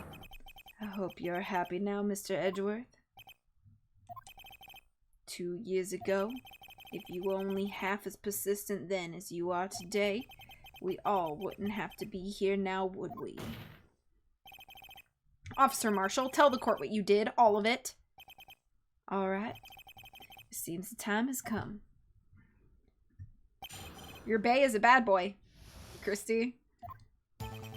I had to do it that day. I couldn't just stand by and let it die. I stole the detective's ID and dressed like him. I planned to take out the evidence. I wasn't expecting Officer Meekins. I knocked him out and managed to escape. I knew which areas wouldn't be caught on the camera. There wasn't any murder in the evidence room at 5:15. So the supposed victim was really you. But there's one thing I still don't understand.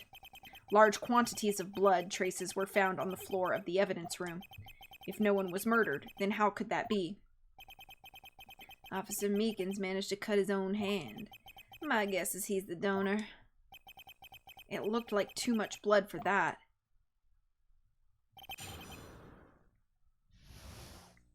Aw, he lied to you.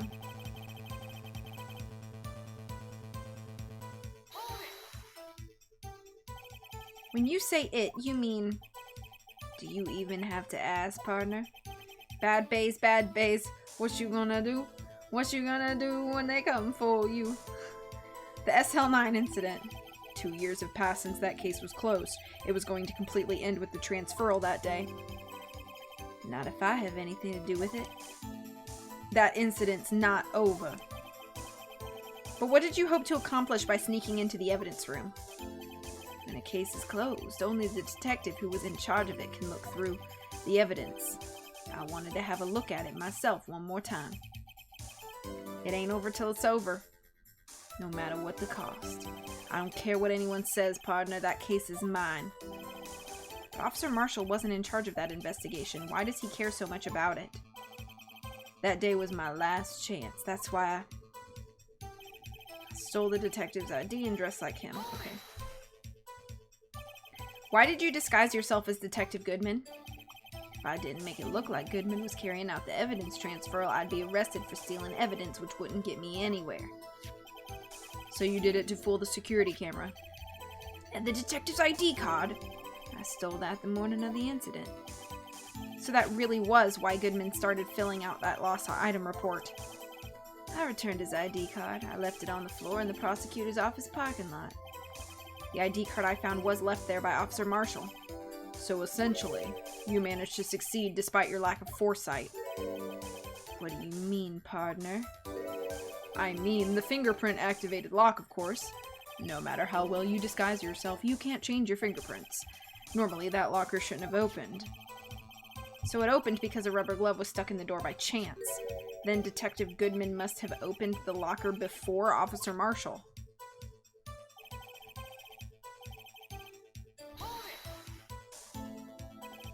You pulled a knife on Officer Meekins and tried to drive him off? Let's just say I was a little surprised. I only planned on being in the evidence room for no more than 5 minutes. I didn't think anyone would actually come in during that short time. Officer Meekins surely is a one-in-a-million type of person, mistaking a detective for an intruder and demanding to be shown his ID. I'll have to think a little more about his raise this year. When did Edgeworth get so much influence? Anyway, he threw himself at me and I ended up cutting him slightly. I'm sorry it had to turn out that way, with me knocking him out and everything. By the way, what happened to your knife? Oh, you mean this one? I don't know what to say. So what happened next?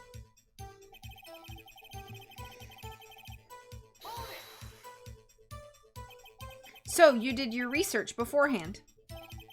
Those who go into the desert unprepared don't live long, partner.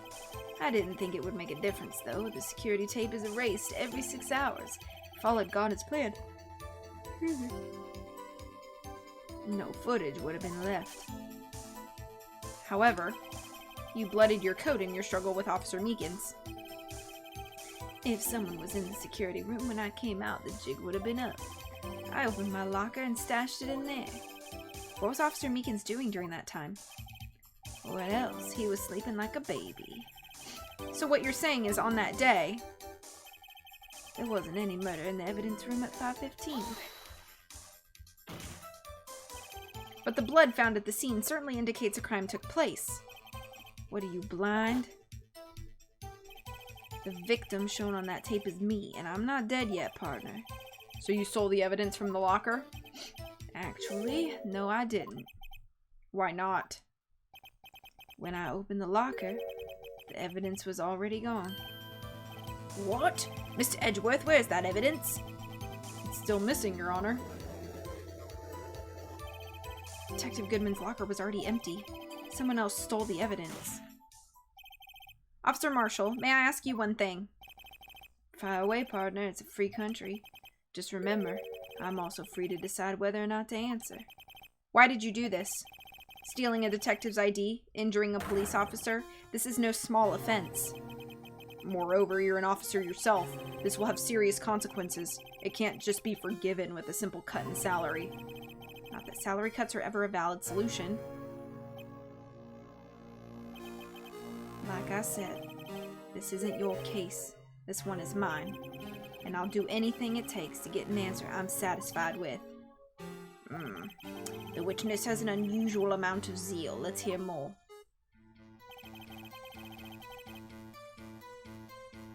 Tell me why. But that case was solved 2 years ago, wasn't it? That's the reason the evidence was stored in the evidence room. Joe Dark was convicted for those crimes. One thing I can say for sure, he deserved his sentence. I remember the Joe Dark case. It involved serial murders, didn't it? I don't intend to complain about how it turned out, but there's something that still bothers me. Something went down at that trial. Something no one will talk about. What happened? I don't know. That's what I'm trying to find out. Why is he so concerned with that incident? Maybe I should present him with what I think his real reason is. I know what that is.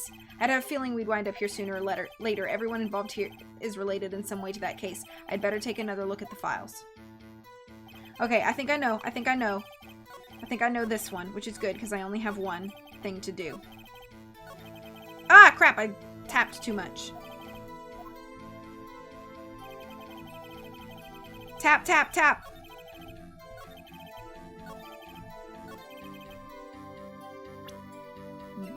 This is why you had somebody related to you. Officer Marshall, I think I understand. I think I know why you care so much about the SL9 incident. Sounds like you've been sipping too much cactus juice, partner. I have the SL9 incident file here. The name Marshall is mentioned in here. In a list of murder victims. Neil Marshall. Are you related to this man? Neil Marshall. Yeah, I'm sure you heard the name. 2 years ago, he received the same lousy prosecutor award you got. What? A prosecutor? He must be talking about the King of Prosecutors Award. Now I remember. Prosecutor Neil Marshall. He handled the SL9 case before I did. That's right. He was killed, and the case fell into your hands. But what's his relation to you? He was my brother. Somebody called that, didn't they? He was investigating the murders with Damon Gant, chief detective at the time.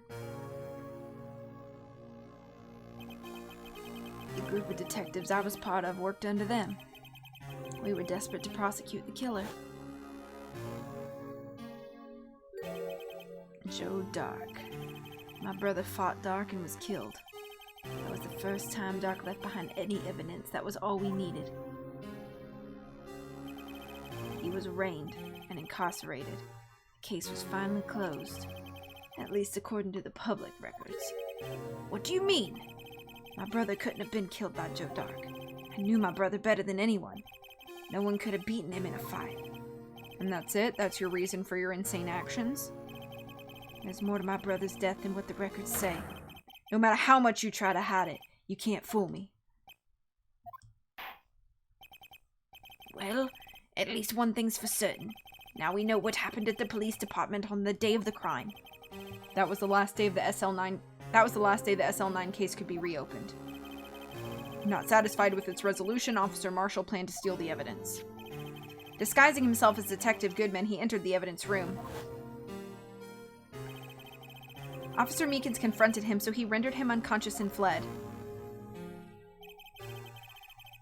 Yes, this mystery has finally been cleared up. No murder took place at the police department that day. The things that happen by chance never cease to amaze. At exactly the same time as the murder of the prosecutor's office, the fake murder was going on at the police department. Chance? It's gotta be more than just that. So if no one was murdered at the police department on the day of the crime, that means the murder in the prosecutor's office parking lot was the real one. Which in turn means only one person could have committed the crime. Chief Prosecutor Lana Skye. But wait, a verdict wasn't reached in yesterday's trial. Which is why we examined the incident at the police department today. But there's only one reason the defendant was not convicted yesterday. There yet remained the mystery of the simultaneous murder at the police department. Seems to me this boy's got the jaw on you, partner. All the mysteries at the police department have been uncovered. No contradictions remain. The murder took place at the prosecutor's office. The only suspect is Lana Skye. There were no errors in the testimony of the witness, Angel Starr. If you have a response, make it one word or less. Objection! Verdict me, senpai lawyer dude. Hello, Mr. Steal Your Goat. How are you? I rest my case. It seems the trial has reached its conclusion. There's no room for doubt. Well done, Mr. Wright. Thanks to you, I didn't need to waste my time. Oh, I forgot. That's your new username, Ty. How are you? Disproving the alleged murder at the police department. There's no doubt what I proved today is true. The apparent murder on the security camera's tape really was fake. But I didn't realize that would end up proving Lana guilty. Now then, the time for the verdict has arrived. This court finds the defendant. This is one weird Nancy Drew game. Hey Ben, how's it going? Your Honor, wait! Emma?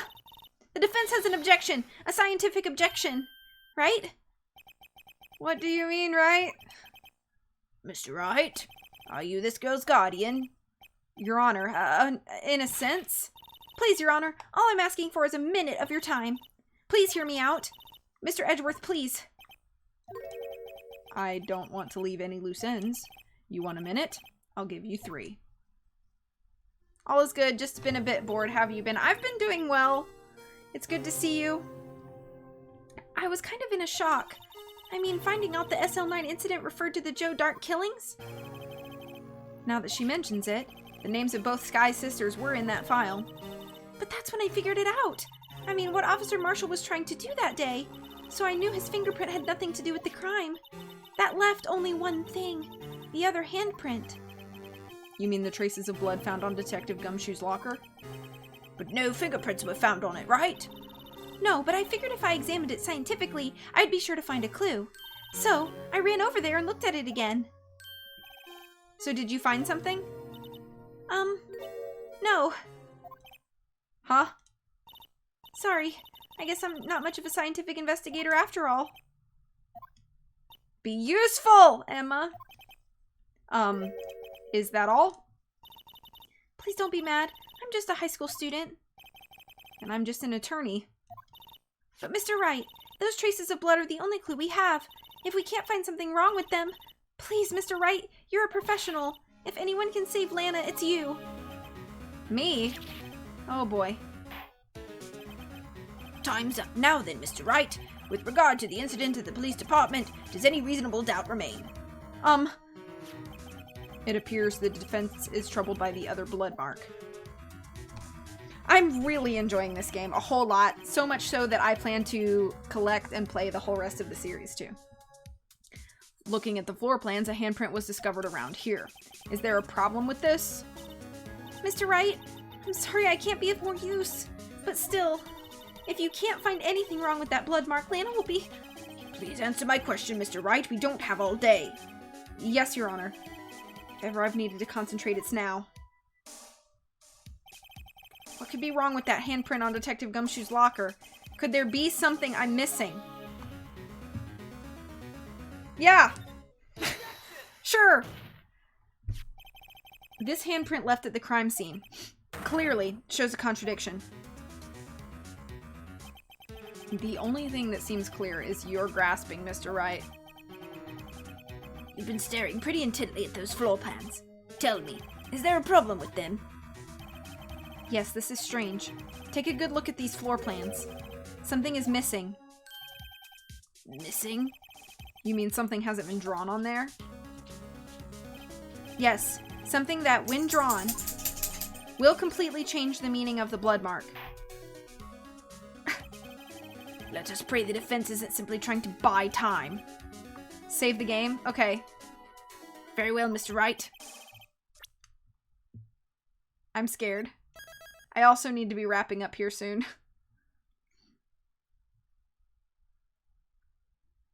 I still have a little laundry I gotta do. Okay. With all this evidence here, there's got to be something I can use. The question is, which item can prove something is missing in the floor plans? I think it's Mr. Blue Badger. I think it's Mr. Blue Badger. Who needs clean clothes to wear anyway?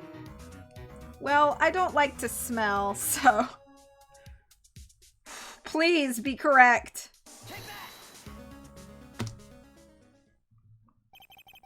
What about that piece of plywood? The Blue Badger, mascot of the police force, defender of truth, guardian of proof.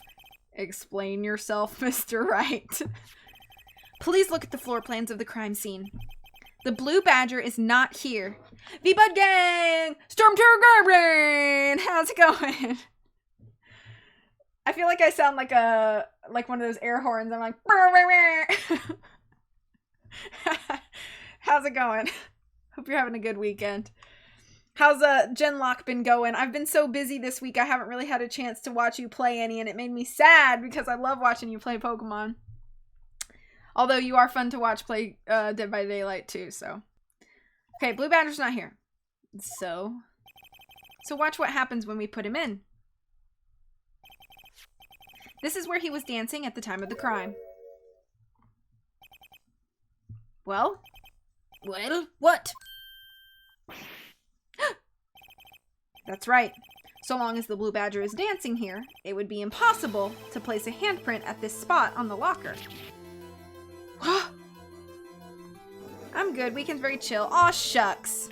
Going well. Gen 1's very easy. So we vibin'.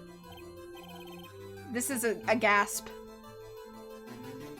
So that means just what exactly does that mean? It means it can't be done. What are you saying? Blood traces were undeniably found on that locker.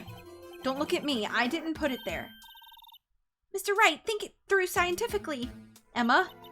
On that afternoon, Officer Meekins was the one who brought the Blue Badger to the evidence room, right? After he put it down, it would be impossible to leave a handprint on that locker. Thank you for shouting out, Storm. So that must mean this blood mark was left there before the Blue Badger was brought in. Just one moment, I will not allow such far-fetched balderdash in my courtroom. It may sound far-fetched, Your Honor, but it's the only possible explanation.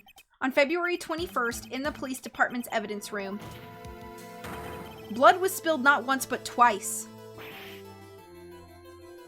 But how? One time was captured on this tape, taken by the security camera. Officer Meekins cut his hand, from which a trivial amount of blood fell. The problem is, the other time, It may sound far-fetched, but it's definitely not Balderdash, which is a great board game, by the way. Balderdash. Highly recommend. Someone bled prior to the struggle shown on this tape. I like the Komodo hype one, but they've all just been okay. Yeah. It had to have been Detective Goodman when he was really murdered. That's ridiculous. I refute you.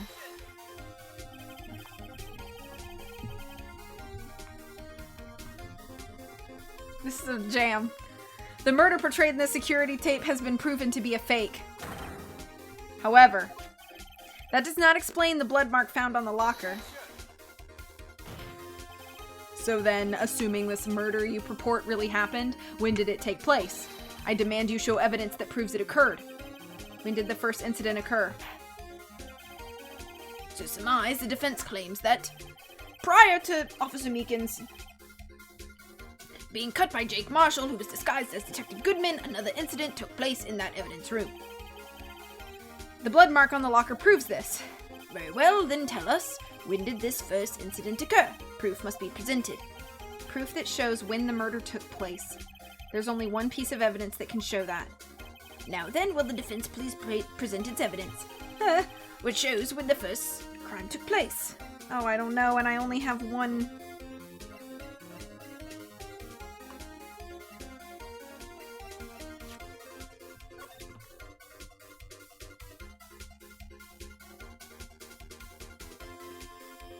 Okay, so 450 is when Officer Meekins came in to bring the Blue Badger for the first time. So it had to be before that. So it's whatever this 77777 is, I'm pretty sure.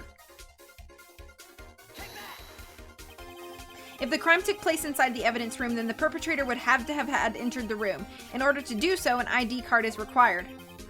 Yeah, that person. It's probably me. An ID card. Oh, the ID card record.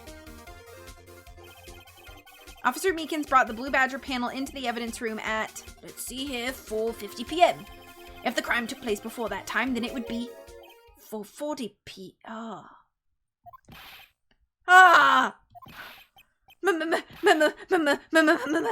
Miles Edgeworth, just what have you done? I never figured you had nerve, boy. Put off the act, witness. It doesn't take a lot of thought to figure it out. It couldn't have been me. What? I ain't getting it. I'm afraid I don't understand either. It's clear from the luminol test that blood was there. However, when the second crime took place, both Officer Meekins and Officer Marshall failed to notice the blood. That means the blood from the first crime was wiped away.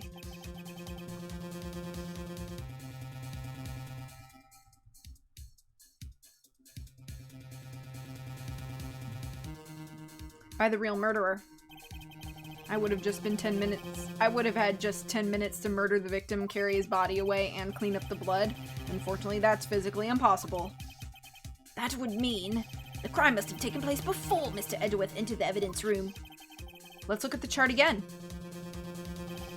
There's only one other card number remaining. 7777777.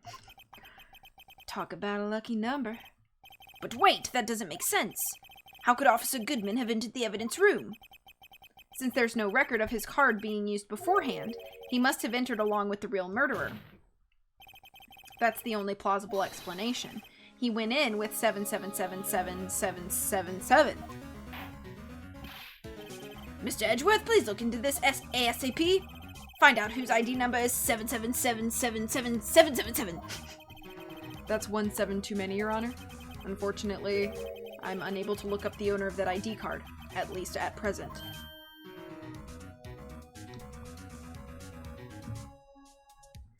What? Explain yourself, son. The ID number 7777777 belongs to someone with the rank of captain or higher, someone who's so-called executive officer. Gant? It's Gant. I would bet you money it's Gant. We don't have the authority to inquire into such a person's identity.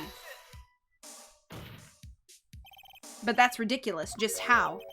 I'm not finished talking, Mr. Wright. There is one situation in which we can be granted such authority. If an official charge filed against an executive is accepted. An official charge? You're all alike, aren't you? Oh, I was shaking my legs because I have all this energy. With your cover-ups and your forgeries, that's how the prosecutor office operates. I take pride in my work, Officer Marshall. I would appreciate it if you would keep your slander to yourself. Slander, is it? Okay. Let me ask a question. Yes. No, not to you. To her, the defendant sitting over there. Oh, yeah. Your own little executive. Lana? Don't be stupid. She's been charged with murder. Of course, we've looked up her ID number, and it's not 7777777. Don't play me for a fool, partner. That's not what I want to ask. All I want to know is one thing about that incident. The SL9 incident? Answer me this, Chief Prosecutor. In that trial 2 years ago, did you really only use legitimate evidence?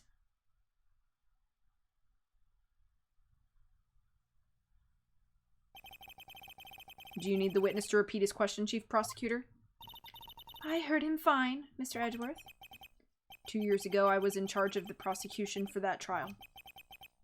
At the time, we felt the powerlessness of the law. At least I did. Lana? I became a prosecutor in order to suppress crime with the law. How close am I to the next, like, to be continued point? Because I'm, like, watching the time tick, and I, like, have other things I need to do. Close. Okay, then I'll go to there. I became a prosecutor in order to suppress crime with the law. But before I realized it, we were the ones being suppressed by the law. Defendant? What are you saying? I'll ask you again, Chief Prosecutor. During that trial 2 years ago, did you really present all the evidence in court? Can you look me, an investigator in that crime, in the eye and say that you did? Chief Prosecutor, you didn't! I don't have to, Officer Marshall. Why don't you answer him? Drastic crimes require drastic measures. That's just the way it is. We did what we had to, in order for him to get the verdict he deserved. But Lana! Even if it involved forging evidence. Snap.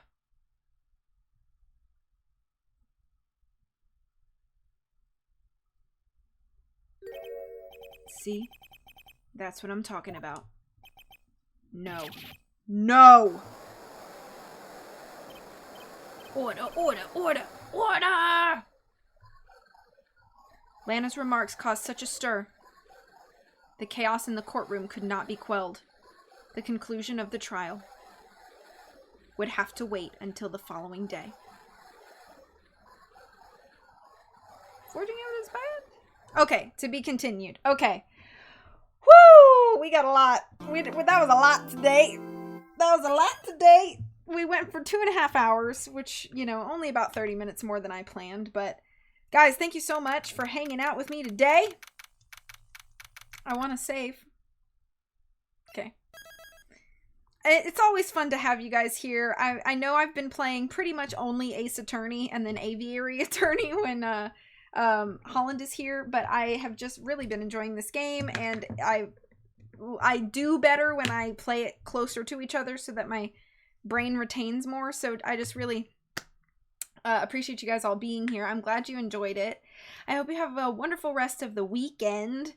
I don't really know again what I'm going to stream. I know I haven't really been planning streams, and I'm sorry for that.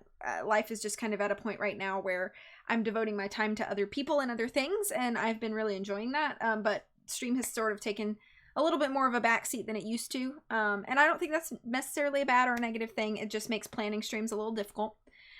Came back in time just for the end. I did not finish the game. I just made it to when Lana Sky admitted that she forged evidence in the SL9 case. Haven't been on Twitch in almost a year, and it was really fun to come back. Well, I'm glad that you are here with us. It's wonderful to have you. I'll see you guys soon, of course. Take care of yourselves. Much love until I see you again. Take care of yourselves and have a good weekend. Bye!